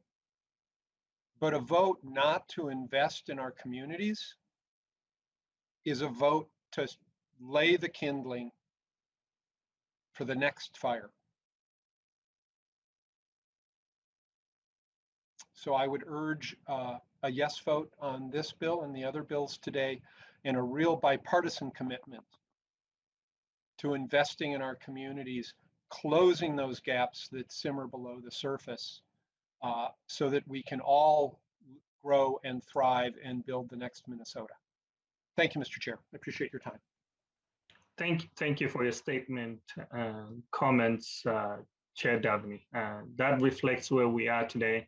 Just wanted to make sure I give the chance to Lead Hamilton, if he wanted to conclude. I know you. Mr. Chairman. Thank you, Mr. Chairman, and I apologize. You know, I'm out here and I'm one of those members that are located out in rural Minnesota. And, you know, we are sensitive to the needs. And I want to stress that. I know where Lake Street is. I have a son who lives in Representative Davnie's community. And And I've been down, like I said, Lake Street. I know where it is. And I do have some concerns around this bill and who's going to be administering it. And we need to make sure that the monies go directly to the property owners. So, Mr. Chairman, with that, I'll end my comments. I'm going to be a no vote today, but. Thank you so much, Lead Hamilton. I always recall when you discuss about your son, I believe, who actually called you and took you to the place where George Floyd was murdered, and to show you what it really feels like in the midst of our communities during the struggle times. I have heard you clearly. Sure, you will continue to fight for justice with us. So with that, I just wanted to give Chair Lee an opportunity for closing remarks before I renew the motion. Thank you, Mr. Chair, and thank you, members, for the robust discussion. Representative Frankie, thank you for your commitment to work with me on this. And do note that, I want this to be a bipartisan effort, and I will work with you on this proposal. And I just wanted to make it clear, and I think this addressed, some of the points that Lead Hamilton just brought up, that this is, us using redevelopment appropriation bonds as a tool. And we have to understand that this is not general fund cash where we have that flexibility. And so if we are to proceed with this, the funding has to go to a public entity, or that's going to signal to bond counsel that we cannot do this.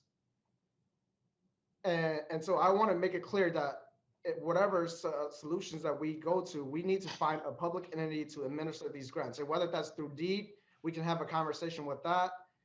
Right now, my proposal has it to go to the city of Minneapolis and St. Paul so that they could get this money out to these small businesses that all of us want to help out.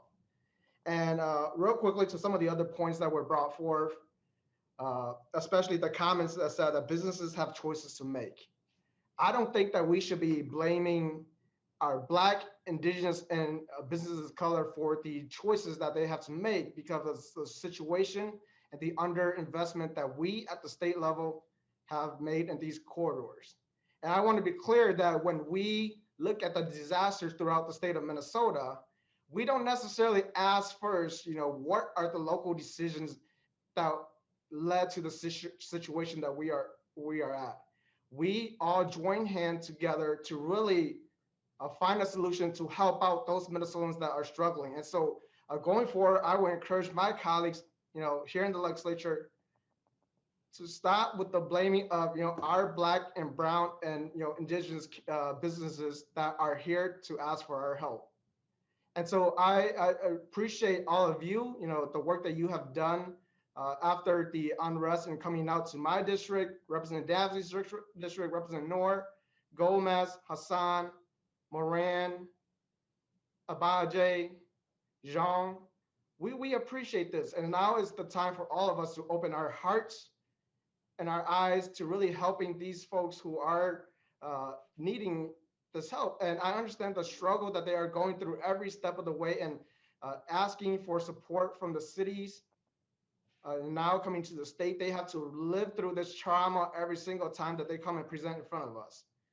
And, this is an unprecedented and extraordinary situation. That's why I'm bringing this proposal forward, because right now we are experiencing very low interest rate, AAA bond ratings, and this is the best way for us to bring the resources that these businesses need. Using appropriation bonds allow us to deliver a lifeline for these small businesses, which are the cultural and economic are at the heart of these neighborhoods. Minnesotans have stepped up to help their neighbors regardless of zip code, because that's what we know is right, and that's what this bill is here to do. Thank you, Mr. Chair, and I encourage all of your support. Thank you, Chair Lee. I now renew my motion, House File 728, as amended to be referred to Ways and Means. The committee legislative assistant will now take the roll. Chair Noor. Aye. Chair Noor, aye. Vice Chair Jejong. Aye. Vice Chair Jejong, aye. Lead Hamilton. No. Lead Hamilton, no. Baker. Baker, no. Baker, no. Davnie. Davnie, aye. Davnie, aye. Frankie? Frankie, aye. Frankie, aye. Greenman? Aye. Greenman, aye. Haley? Haley?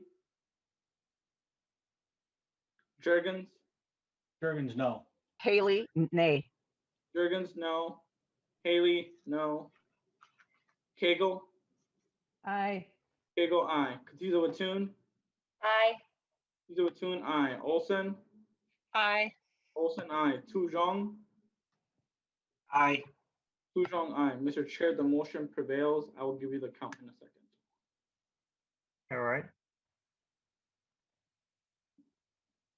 9 ayes, 4 noes. With 9 ayes and 4 nays, the motion prevails. You are on your way, Chair Lee. We hope that we can all work together on this and many of the other discussions that we'll be starting. So with that, I just wanted to turn over to Chair Davnie to move his bill and introduce to the committee.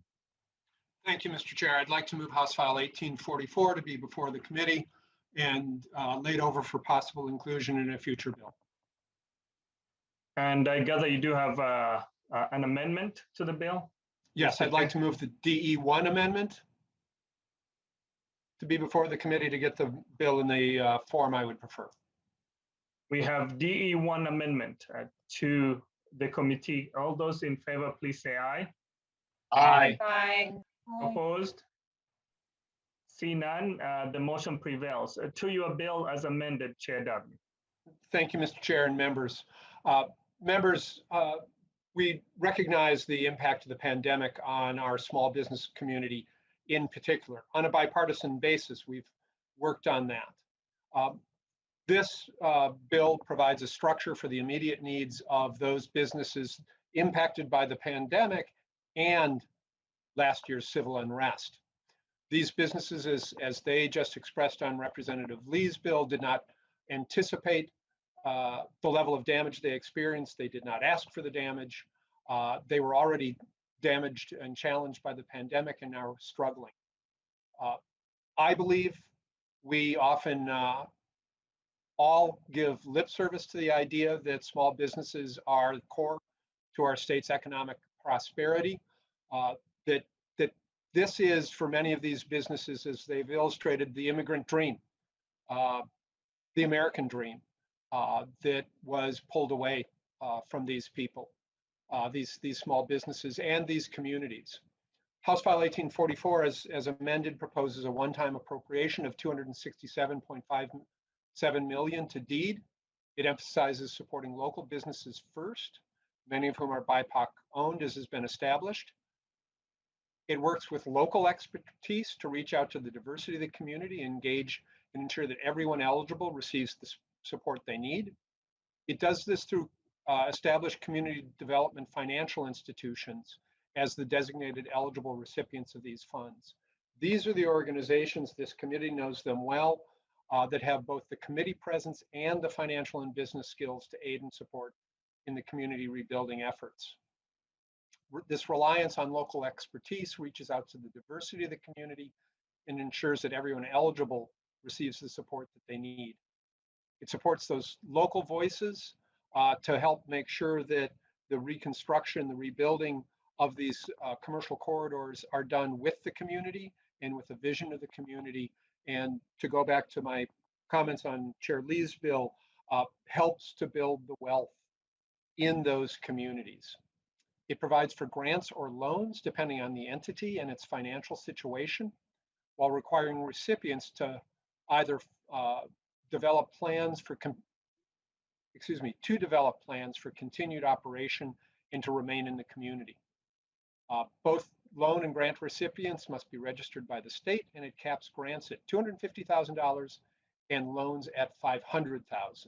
It requires performance measures for grant and loan recipients and annual reports on their progress towards those loans or grants and those goals. With that, Mr. Chair, I turn it back to you, sir. Thank you. Thank you, Chair Davnie. We have the first testifier is Dr. Bruce Corey. Dr. Corey, please welcome to the committee and state your name for the record and proceed. Chair Noor, Vice Chair Zong, Lead Hamilton, thank you for this opportunity to testify. In my comments, I'd like to make remarks in support of House File 728, House File 1844, and House File 6, because they have common themes together. And may I suggest that these investments that are made build a very important asset in Minneapolis and St. Paul, and that is the diverse cultural assets that can help transform the two cities into a global destination. You see that the economic contribution or the economic presence of the Alana BIPOC communities in these two cities is an estimated $5 billion. So if you have a $300 million investment, you're going to leverage a $5 billion economy, at least at the minimum, to move to the next level. I appreciate the multiple tools that I used in House File 6 to achieve these goals. And I want to suggest that these investments move towards direct investments in rebuilding and construction, but also direct investments in the businesses themselves so that they can expand and recover from this, not only the harshness of the pandemic, but the destruction of the civil unrest causes. And at the same time, what came out by the remarkable testimonies by a number of different businesses here was that we need to grow these markets. And we have a very important tool that has been invested by both cities of St. Paul and Minneapolis, and that is the cultural destinations and cultural districts. And how could we include in these investments cultural investments to create these destinations and to create these global destinations in Minnesota, where people would come and bring markets and bring customers to the businesses that are located there and help to grow them. So as an economist, I'm at Concordia University, but also with the Alana Brain Trust. It's a network of individuals and organizations that are seeking to build capital and capacity in the Alana BIPOC communities.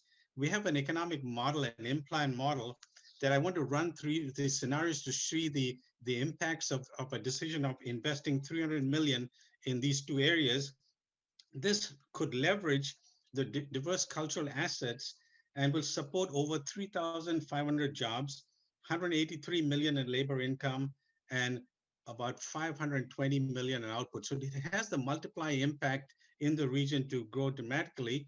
And it'll also be able to support $70 million in federal, state, and local taxes. So it'll be an investment worth considering. I also want to support House File 6 focus and previous testimonies, the need for ownership. You see, we have a history of redlining in our region, and there's a need to do something to rectify these past dispossession of economic assets by our communities. And so investing in a land trust and land banks of $35 million in House File 6 is very critical, because what you're doing is you're bringing site control back to the community and to community institutions, and you're going to help them leverage economic growth with that site control, and will be a very powerful instrument. So I ran this model of what would be an impact of a $35 million investment in land trusts and land banks. And I consulted with the City of Lakes Land Trust that have some very interesting models in work. And so the model says that with this $35 million in investment, it could support the growth of an estimated 225 million output. And at the same time, about 1,350 jobs and 75 million in wage and income increases, and would generate about 29 million in federal, state, and local taxes. So it could be a very powerful strategy for economic development. At the same time, it would be building the ownership economy by facilitating land and the development of land in this very critical time. So thank you for this opportunity to testify, and I do hope that the collective wisdom of this body would result in some meaningful long-term strategies to build up these two very powerful engines of economic growth, especially these cultural destination areas, because as the business owner mentioned, a lot of people around these areas are low income areas. And by getting those jobs and growing their incomes, we are going to grow with economic wealth. Thank you very much. Thank you so much, Dr. Corey, for your statement and encouraging us to look into models that are functional. The next person that I have is Mr. Jigwe, if you're still with us on the bill.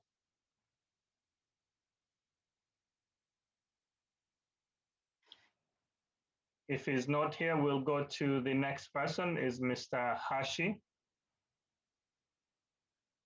Don't see them on the screen. I think they may have moved to the next level. So with that, I just wanted to give the closing remarks to Chair Davnie, and then we'll proceed to House File 6. And most of the testifiers are going to be testifying on the same sections of the bill. So Chair Davnie. I don't see, before you proceed, I just wanted to ask if there are any questions from members, discussions. Mr. Chairman, I'm sorry.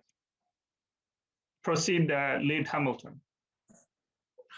Thank you, Mr. Chairman, and I won't turn my video on this time. One of my questions, Chair Davnie, I believe I read that 7% could be used for administration. Is that correct? That's correct. I'm sorry, Mr. Chair. That's correct, Representative Hamilton. Yeah, and Mr. Chairman, this goes to my comments on the previous bill. 7% of 300 million is $21 million that the government entity could use versus that money going directly to the businesses that need it. So I want to raise that question. Also, I appreciated the conversation and the comments around the tax incentives and working towards those initiatives as well. And again, Representative Davnie, or excuse me, Chair Davnie, that 7% that would go towards the government entity is concerning to issue these dollars. Thank you.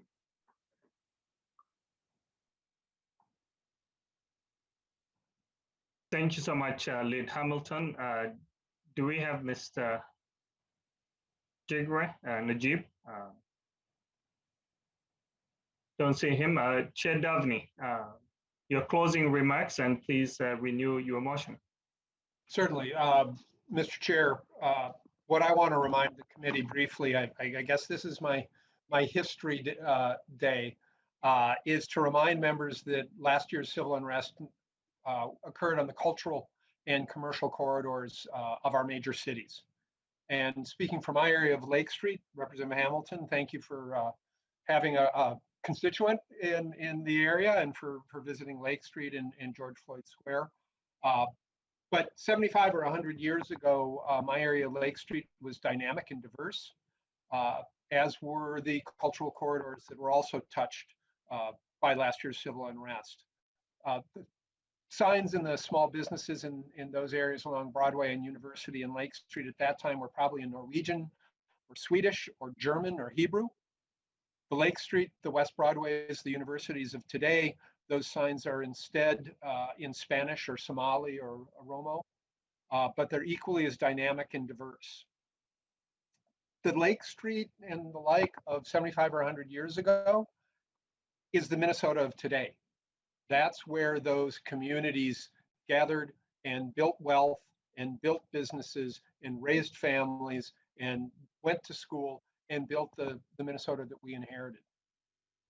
These same corridors are the Minnesota of tomorrow, where these small business people and these neighborhoods are trying to do the same thing that our ancestors did.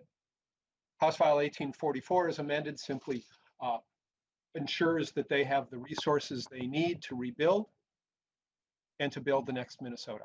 With that, Mr. Chair, I'd like to renew my motion that House File 1844, as amended, be laid over for possible inclusion in a future bill. Thank you, sir. Thank you so much, Chair Davnie. Chair Davnie renews his motion, House File 1844, as amended, to be laid over for possible inclusion. With that, members, I'm turning over the chairmanship to Vice Chair Jay Jeong, so we can proceed with the last bill. Chair Jean. Thank you, Mr. Chair.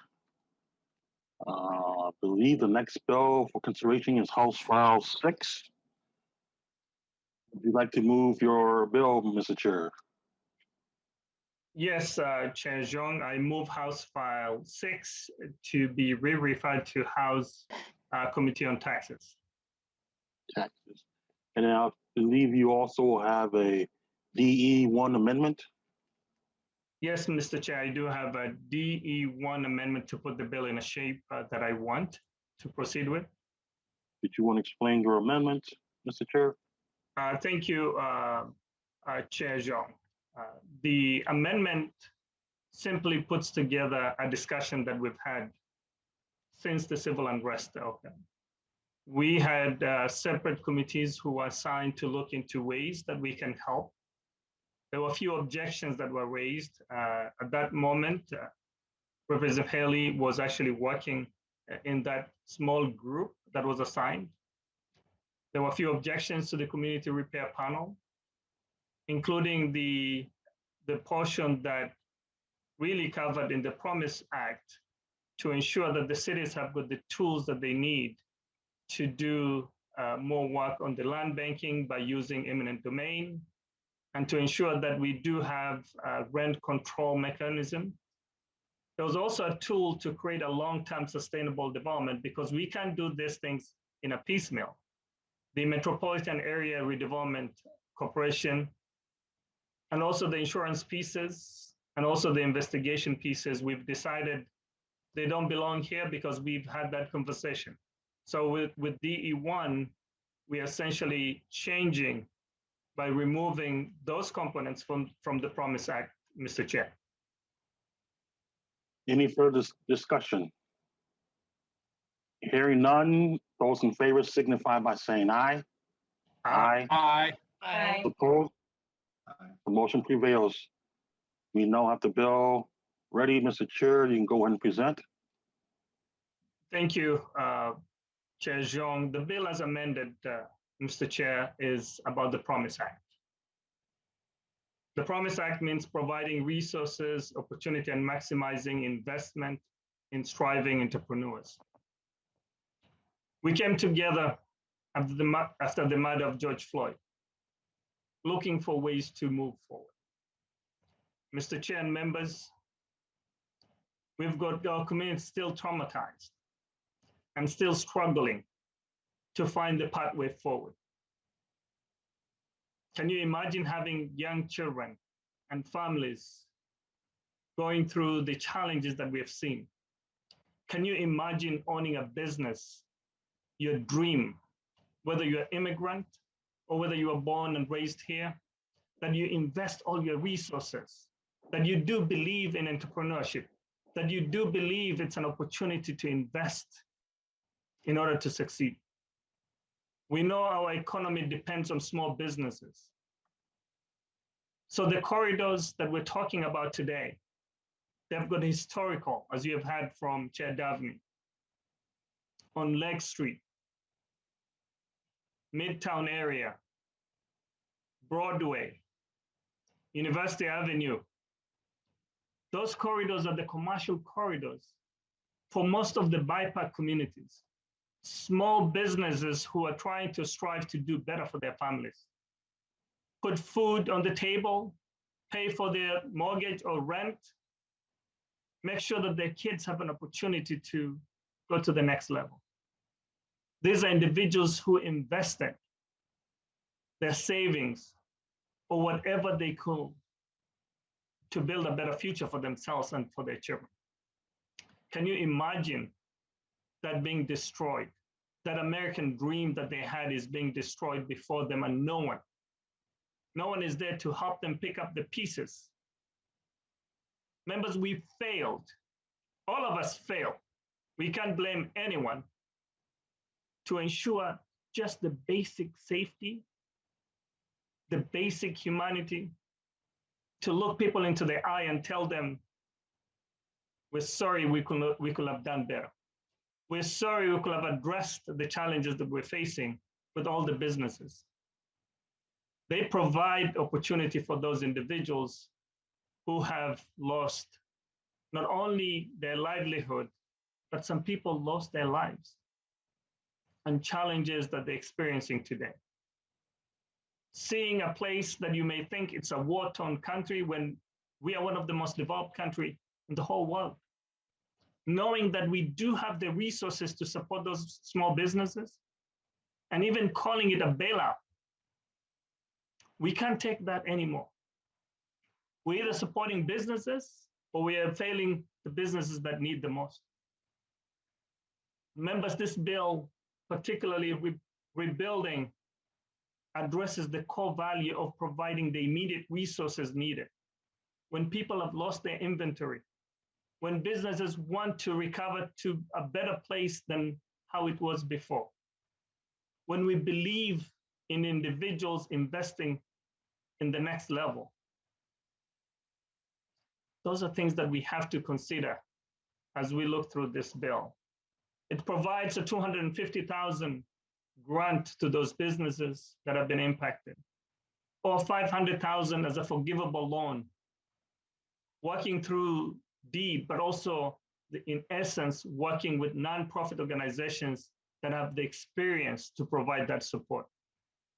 As Chair Davnie has talked about this section of the bill, it also creates an opportunity for people to start thinking how they can ensure that they can keep the fabric, the entrepreneurship, the character of the districts, the corridors that we're talking about.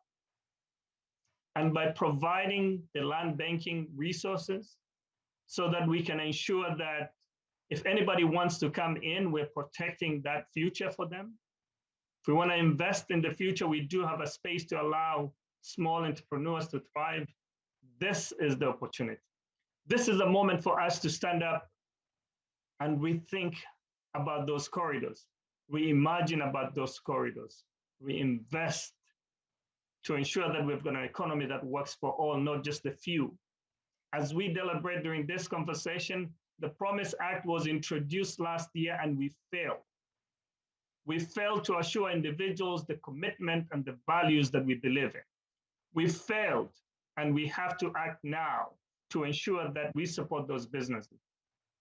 And the other sections of the bill will be had in the taxes is simply to ensure that there's an exemption for those materials and things that you're buying to rebuild, to allow them to have that opportunity to deduct and exempt the taxes for those materials.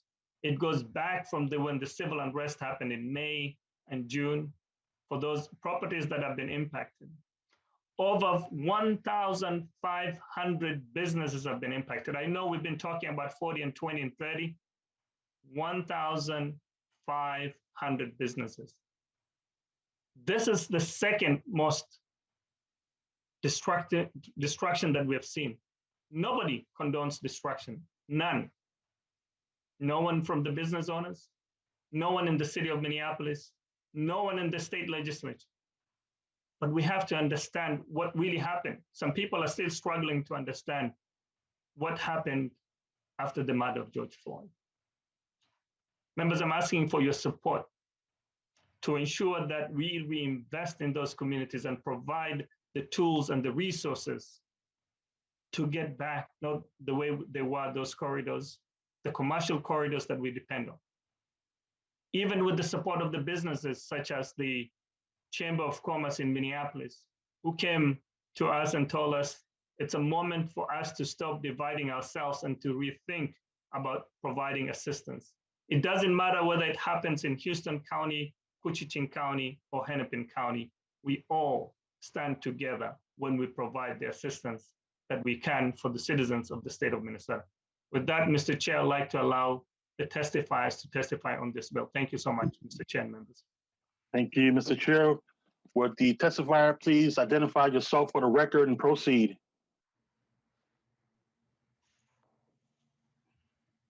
Mr. Chair, we do have several. So the first testifier is Mr. Yates. Please go ahead. Please identify yourself for the record and proceed. Chair, members of the committee, I'm John Paul Yates, Director of Public Policy with the Minneapolis Regional Chamber of Commerce. Thank you for giving me the opportunity today. And like some of the other testimony, my comments really do apply to all three of the bills being considered today. This past year has presented extraordinary challenges to our small business community. Our small businesses were dealt a significant blow with the COVID-19 pandemic. And this last summer, we saw more than 1,500 businesses damaged in the civil unrest following the killing of George Floyd. The hardest hit areas of the Twin Cities, West Broadway in North Minneapolis, University Avenue in St. Paul, and on the Lake Street corridor in South Minneapolis are home to many immigrant and Black-owned businesses that have historically struggled to access financial capital. It has been 10 months since the damage occurred, and there has been ample time to assess the situation, and it's imperative that we act and act quickly. The Minneapolis Regional Chamber recently commissioned a report that illustrates the significant economic and financial contributions these businesses and residents of Minneapolis contribute to the vitality of our entire state. This report also makes it clear why it's critical that we provide aid to businesses who experienced hundreds of millions of dollars worth of property damage through no fault of their own. A healthy Minnesota clearly depends on a healthy Minneapolis, and we implore the legislature to consider the needs of these small business owners as they are making decisions about investments that will position our state and region for growth and prosperity. These bills do exactly that, and we urge their consideration and passage. Thank you, Chair. Chair Zhang, I do have the next person, Mr. Mattel. Please identify yourself and proceed. Thank you, Mr. Chair. Alfredo Martel, once again, President and CEO of MEDA, also a member of the Catalyst Coalition. Once again, my comments apply to all bills in today's session. As a member of the Catalyst Coalition, we are all about entrepreneurship and business development, and our mission is to help BIPOC entrepreneurs succeed, not just survive. And I think that is important to make a reflection on the fact that entering 2020, things were not fantastic and great in our BIPOC entrepreneurship ecosystem. There are systemic racism and systemic issues that we've been dealing with over the course of many, many years. 2020 simply exacerbated those. With respect to the funding bill, HF6, we are strongly in support of it. As a wraparound systems or organization, we provide technical assistance as well as lending, as we are a CDFI. And we strongly support this bill as a fundamental mechanism for recovery. Response phase is ending, if you would. Recovery phase is critical right now so that we can move forward into re-energizing or reinvention, as I heard, which I thought was great theme, but by no means are we out of the woods yet. This is a long haul process, particularly for BIPOC entrepreneurs. You have our commitment in the efficient and effective use of these funds.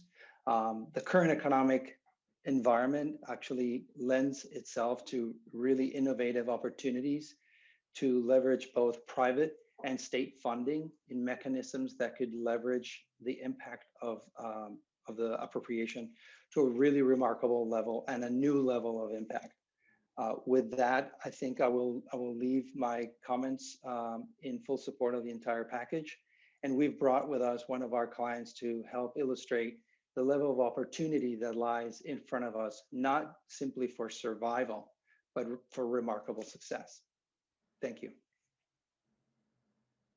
Representative Noor, your next testifier.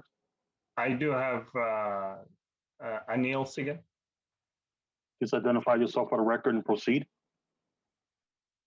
Yeah, good afternoon, Chairman Noor and members of the committee. My name is Anil Sigat. I'm founder of Flint Capital, which is doing business as Allogel Corporation. I come from a slightly different perspective, and I just want to talk briefly about that. My business was fortunate enough not to have been affected by the events of last year on Lake Street and the surrounding neighborhoods. But my business has been severely decimated by the impact of COVID. I want to just give you some background here a little bit about what happened. We are a family-owned business engaged in the manufacturing and distribution of medical protective gloves. which is an integral part of PPE, which I'm sure all of you have heard of in the last year since COVID emerged. I started this business in the basement of my house almost 30 years ago and developed it to a low 8-figure business. Prior to the pandemic, we were making this product with Asian partners utilizing our own technology. This industry left our shores in 1990 as a result of various reasons, which I won't go into here today. But unfortunately, in the last few years, our Asian partners resorted to copying and stealing our intellectual property, the negative impact of which was severely compounded by COVID over the last year, as our supply chain completely dried up with Asian manufacturers. What happened was when COVID emerged, the Asian manufacturers jacked up their prices since there was a global shortage of these items, and our supply chain completely dried up since our partners started selling these gloves to the highest bidders. We ended up competing with countries and big business players. And as a small business, we did not have the necessary capital to pay hundreds of thousands of dollars in advance payments, and this pretty much decimated our business. I have devoted 30 years of my life to this business, and today it's in utter shambles as a result of COVID and the vagaries of our Asian partners. Today, as a nation, we are paying 5 times the pre-pandemic prices for this item and are going to China and Malaysia with a begging bowl to get this product. This is pathetic for the richest country in the world. For us as a business, such a situation now or again in the future is not sustainable. Therefore, in order to revive our business, I decided to bring this manufacturing back to the US so that as a nation and a community, we are not dependent on long, expensive supply chains, which are at the mercy of Asian manufacturers, and at the same time, protect our intellectual property, which my family has developed and devoted all our resources and net worth to. Over the years, MEDA and Mr. Martel, CEO of MEDA, just spoke about the bill, has helped us tremendously in providing access to capital that has helped me grow the business to where it went, but unfortunately has been decimated today. Hopefully your help in allocating some fund to such endeavors as ours, not only ours, but other businesses as ours, can get us back on our feet. We have the talent, we have the experience to make this product, which is not made in the United States at all. A manufacturing facility, which is what I'm pursuing, will create 100+ new jobs, well-paid jobs in our first phase, and 200+ additional jobs in the second phase, with the ensuing multiplier effect on the economy. We will perhaps be one of the first ones to bring this industry back to our shores, which is poised for expansion on a massive scale to meet the estimated $5 billion import substitution, a substitution that is necessary to limit our nation's reliance on Asia for this vitally needed product, and in the process create new jobs that will help the recovery from a disaster that COVID is for the long term. Domestic medical gloves production has been named a fast-track priority by the Biden administration on January 3rd, 21st of this year. So what better place to implement this than in Minnesota? I've been in Minnesota for almost 40 years and came in with 2 suitcases as an immigrant, started this business. And Mr. Siggert, if you could wrap up your testimony soon, we have several testifiers on a list. And so in conclusion, I would say that what we are seeking is some allocation of funds for businesses as ours that not only help the economy, local economy, but also is in the strategic national interests of us, our nation. Thank you for giving me the time to share my story. Thank you very much for your testimony. I have a list now, so I believe our next testifier is Davnie Agnew. Please state your name for the record and proceed. My name is Davnie Agnew, and I am a founder of the Papa Legbug Project. Something that I'm extremely proud of. My husband and I actually met touring a live music venue, and it's been our passion since forever. And so when we married, we actually set out to secure a venue, right? And we found a spot in St. Paul's West Side. Wanted to go after it. Worked with Mita. Mita actually came and met with us in the city of St. Paul. Sat down and we had actually applied for the STAR grant, and it was a pretty much before COVID. And we felt, hey, this is kind of a no-brainer. Long story short, is that COVID hit. The STAR funds were basically compromised because of revenue. Long story short, I wasn't giving up, and so even during the STAR program's progress, I reached out to the city council person. I reached out to the mayor's office. I worked with Mita. Long story short is that Mita has actually worked with us and guided us through the process. It wasn't easy. We ended up purchasing the building with a contract from Deed out of our own personal funds. Mita assisted with a $60,000 loan, and then we have worked with the city of St. Paul, and they've been phenomenal. And so they were able to secure funding. The glitch was that because we didn't necessarily own the building outright, we needed Mita to go back to Mita and purchase the building. And so Mita was willing to help us with that. And so right now, we own the building. It is under rehab. It's a very unique concept. We're only playing music, and we'll only offer live music from legends that have passed on. And so it's a really unique concept. The community is extremely excited for it. And so I just want to say it saddens me that there aren't more opportunities for people like us, African Americans that have a stable income. I mean, it wasn't like our credit score was good, but it's been quite the hurdle to maneuver this process.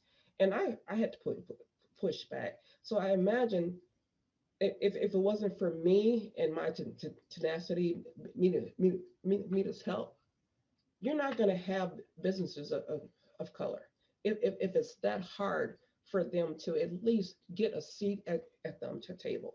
And so I'm extremely excited, but I would challenge you to say, hey, look, this is a real issue. It is, and it needs to be addressed, because what I heard is that we needed operating income. Well, you can't have operating income if you're not open, correct?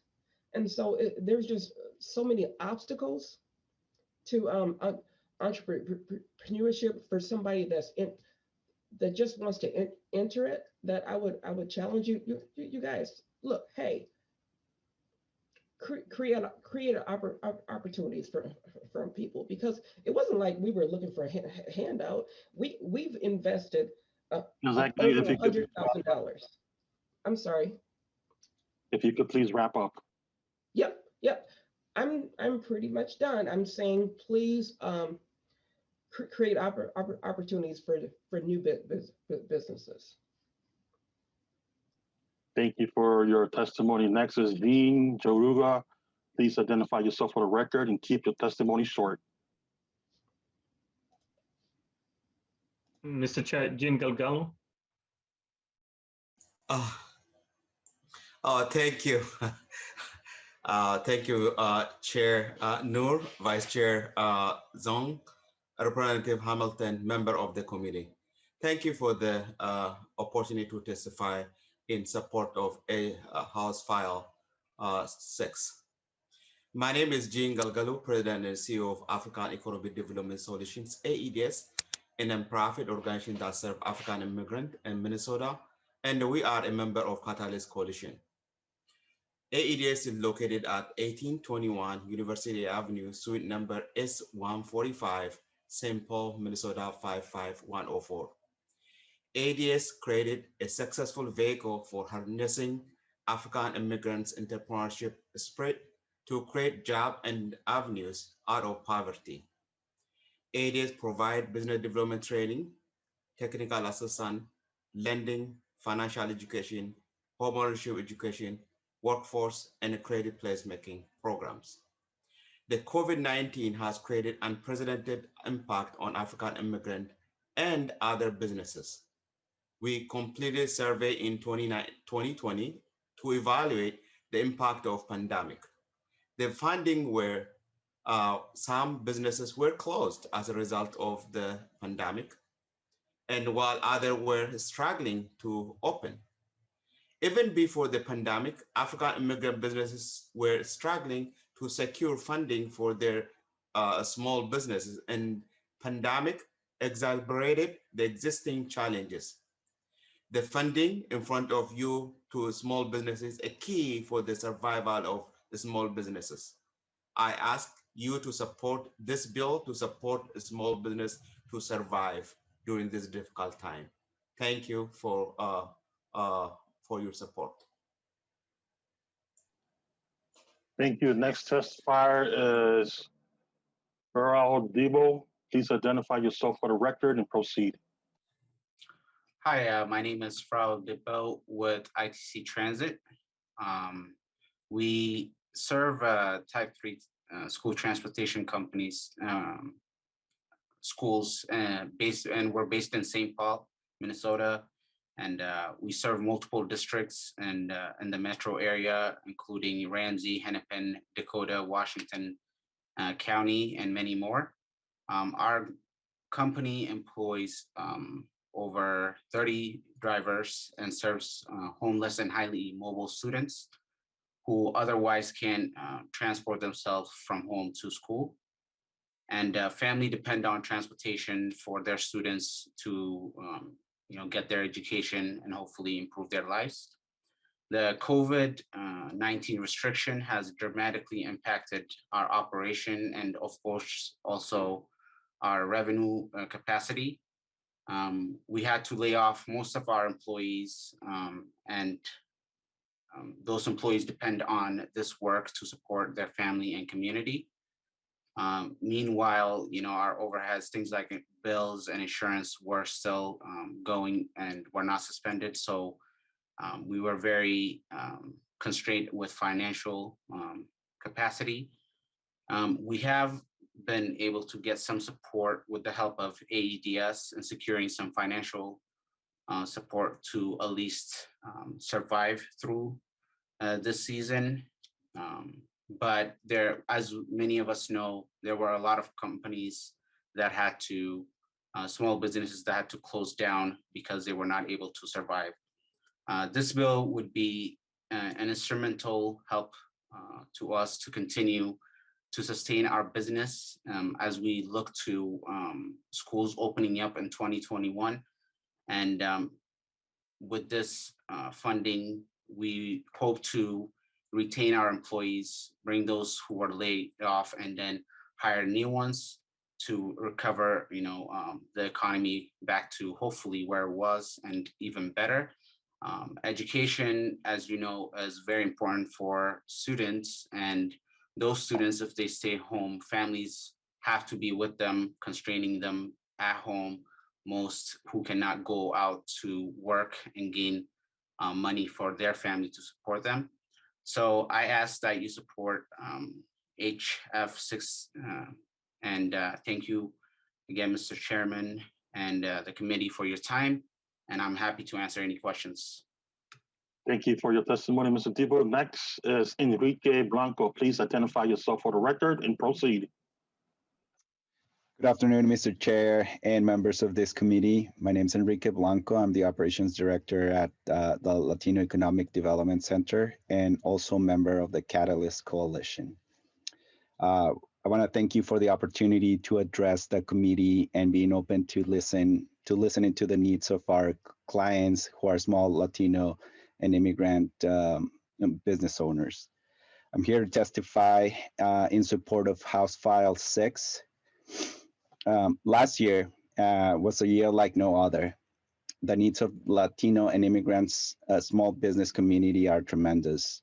The service requests for LEDC and other peer organizations testifying here can attest that the Latino and immigrant entrepreneur community needs a significant amount of financial and technical support to acquire or rejuvenate property or redevelop the properties they lost due to the civil unrest following the murder of Mr. Floyd.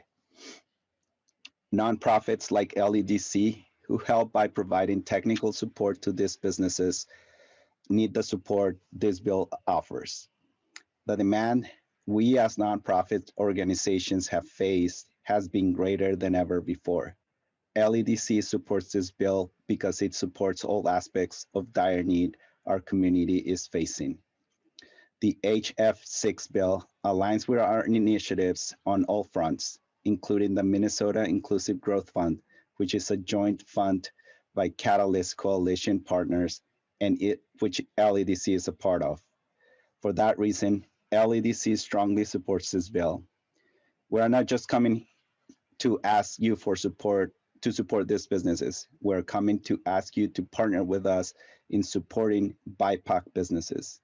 Catalyst partners and other colleagues in this hearing are working tirelessly to raise funds. We support this bill because local funding isn't enough. We need the state to appropriate funds to invest in these small Latino-owned businesses and nonprofit organizations providing the services. Mr. Chair and members of this committee, I urge you to support this bill and help us help you support our small business community. Thank you. Thank you, Mr. Blanco, for your testimony. Next is Andrea Castillo. Please identify yourself for the record and proceed.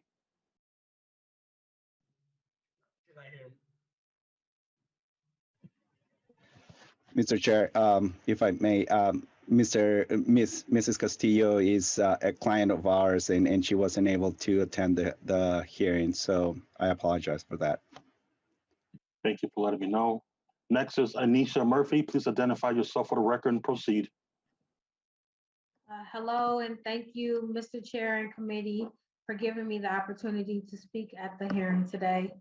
My name is Anisha Murphy, and I am the Director of Community Advancement Twin Cities at the Community Reinvestment Fund USA, also as a member of the Catalyst Coalition and a member of the Minneapolis Board Coalition. In my capacity, I lead strategic partnership development and work with community stakeholders to create a more fair, responsive, and accessible community finance system in the Twin Cities. As you've heard from prior testifiers, the COVID pandemic and the civil unrest following the racial pandemic has worsened the economic reality for underserved individuals in their communities and punctuated the inequities of our broader financial system. Prior to COVID-19, minority firms were less likely to receive loans than non-minority firms, and these numbers keep rising. Through programs such as the Minnesota Inclusive Growth Fund, a new economic recovery financial tool that will not only provide low cost and flexible and equitable access to funding for communities of color, BIPOC, women, veteran, but also cultivate new income growth, build multi-generational wealth, create equitable and quality jobs, and maximize economic mobility and opportunity for all. Pairing this financial tool with technical assistance that is going to be needed in order to ensure that funding is used effectively and efficiently. To this extent, CRF stands in full support of House File 6 as we work collectively to rebuild our small business economy and build back better. I mean, to be honest, before COVID-19 hit, you all know that what we had before us wasn't good enough. And so we stand in solidarity with you all as committee members and others through the Catalyst Coalition to build back something new and build back something better and an economy that works for us all. Thank you for giving me an opportunity to speak, and I look forward to next steps. Thank you for your testimony, Ms. Murphy. Next is Anna. I don't have a last name here. Please identify yourself for the record and proceed. Hi, my name is Anna Bloomstrand. My family owns Ingebrigtsens on 16th and East Lake, and we've been able to be in this space for 100 years. So I appreciate the time to be able to speak to the committee and to the community members who have already said so many important things about our community and the needs of our community, not just now, but broadly. I want to speak in support of this bill because our family's been able to live and make a business and a life out of the opportunity that we were provided when our family came as immigrants in 1921 and began this business. We were able to build what is now a fourth generation family business because of the support of systems that welcomed us as immigrants way back then. And we are deeply invested at this moment in making sure that new immigrants, new Americans are also able to survive and thrive in this community in the way that our family has been able to. And I believe that this bill and work like this bill is of this moment. And so I just want to speak in support of the bill in general and also thank the representatives, especially my home representative, Jim Davnie, for speaking so eloquently about how this is the same scenario for immigrants from 100 years ago as it is for today. So I just appreciate this work so much and hope that we take it really seriously because it's our moment to do really good work. So thank you so much. Thank you for your testimony. Next is Mr. Hollis Winston. Please identify yourself for the record and proceed. Hi, I spoke a little bit earlier, but Hollis Winston, I own a company, Guaranteed America, which supports BIPOC businesses, so Black, Indigenous, immigrant, people of color businesses. But I also work with the Catalyst Coalition as a project manager. And, this has, I support HF6 because I understand at a high level how it helps business recover, but also at a personal level. So, first the pandemic hit, which affected me. So some of my work has to deal with meeting folks in person and organizing different get-togethers. The pandemic stopped that, but it also hurt some of my clients, which lived in the affected areas. And then the unrest further exacerbated that to where some of them I just have not been able to do business with since. And so if I can't do business with them, they struggle, and then it affects me as well. So at a very personal level, it affects me. What I see with the Catalyst Coalition, which I said earlier is composed of 6 BIPOC organizations that support BIPOC businesses, is that they've seen unprecedented, or we've seen unprecedented numbers of clients just coming through looking for help, whether it's technical assistance or assistance with liquidity. And we saw that jump from the pandemic, and then we saw that immediately jump during the unrest.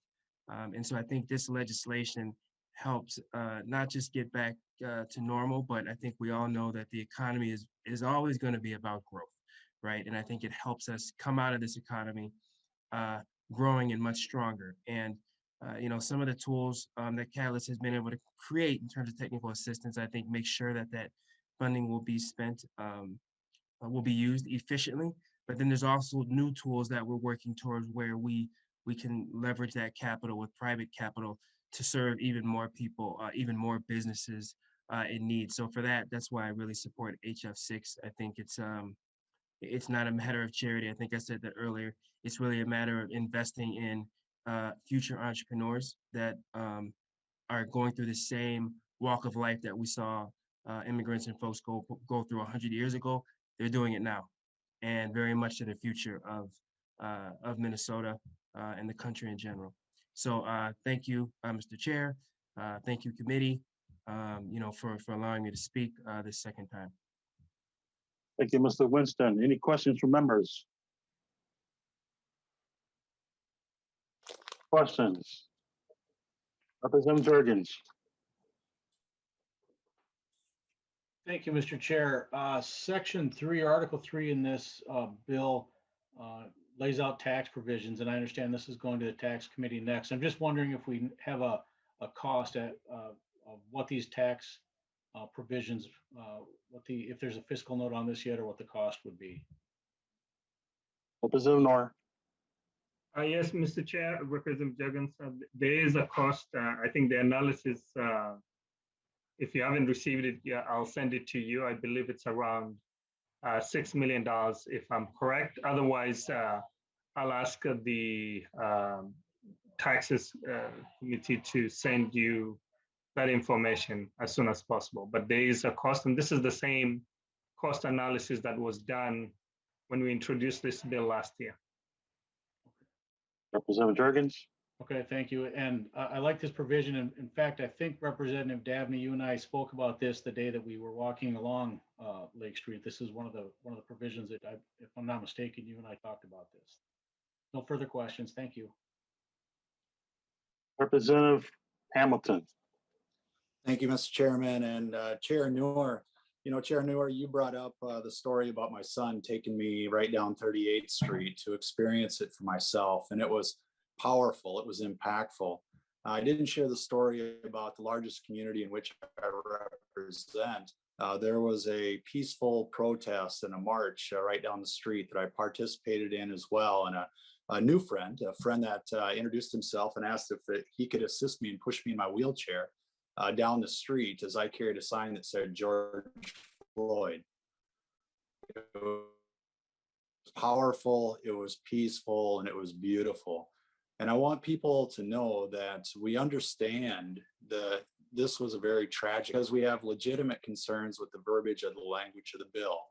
And so I don't want it to be misconstrued as not being thoughtful, kind, caring, or understanding, because we are.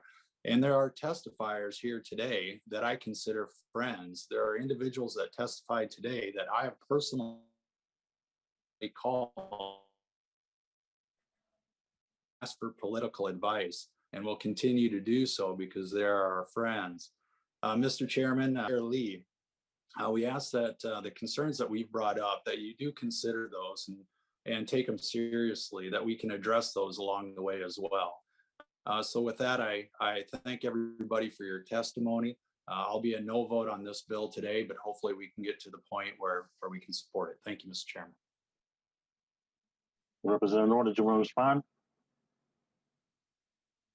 Thank you, Mr. Chair. I'm gathering that to be a comment on the bill. So there isn't any question in that statement. So I appreciate it, Mr. Chair. Any further discussion of the bill?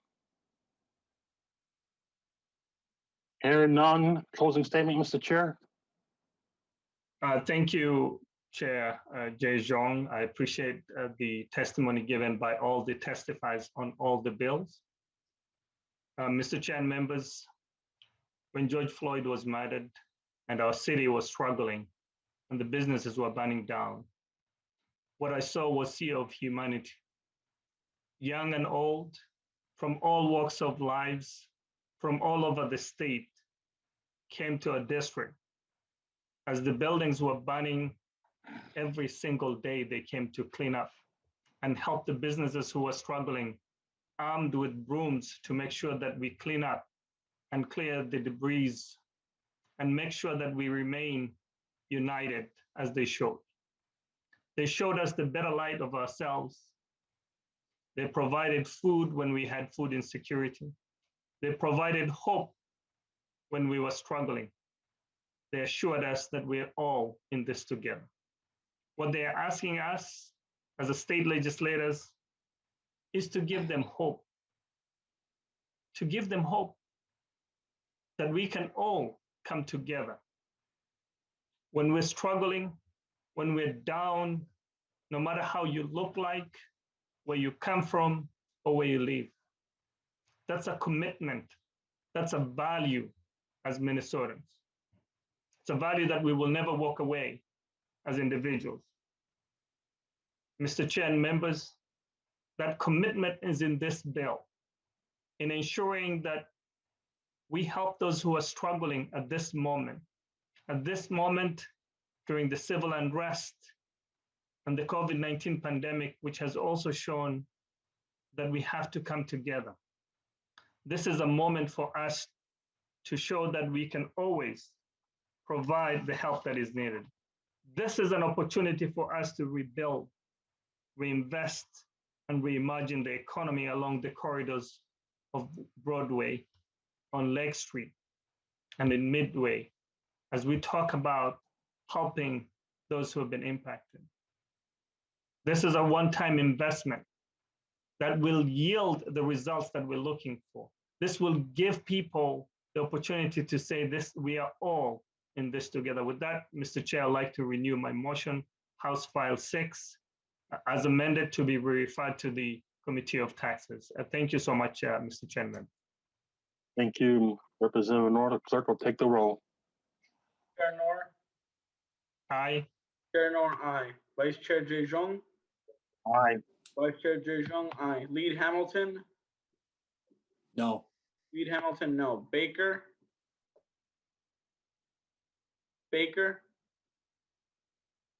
Davnie, Davnie votes aye.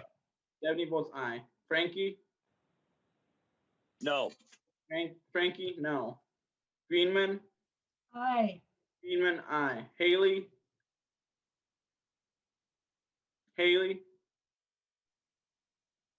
Jurgens, no. Jurgens, no. Cagle, Aye. Cagle, aye. Katiza Watun, Aye. Watun, aye. Olson, Aye. Olson, aye. Tujong, Aye. Tujong, aye. Baker, No. Baker, no. Haley,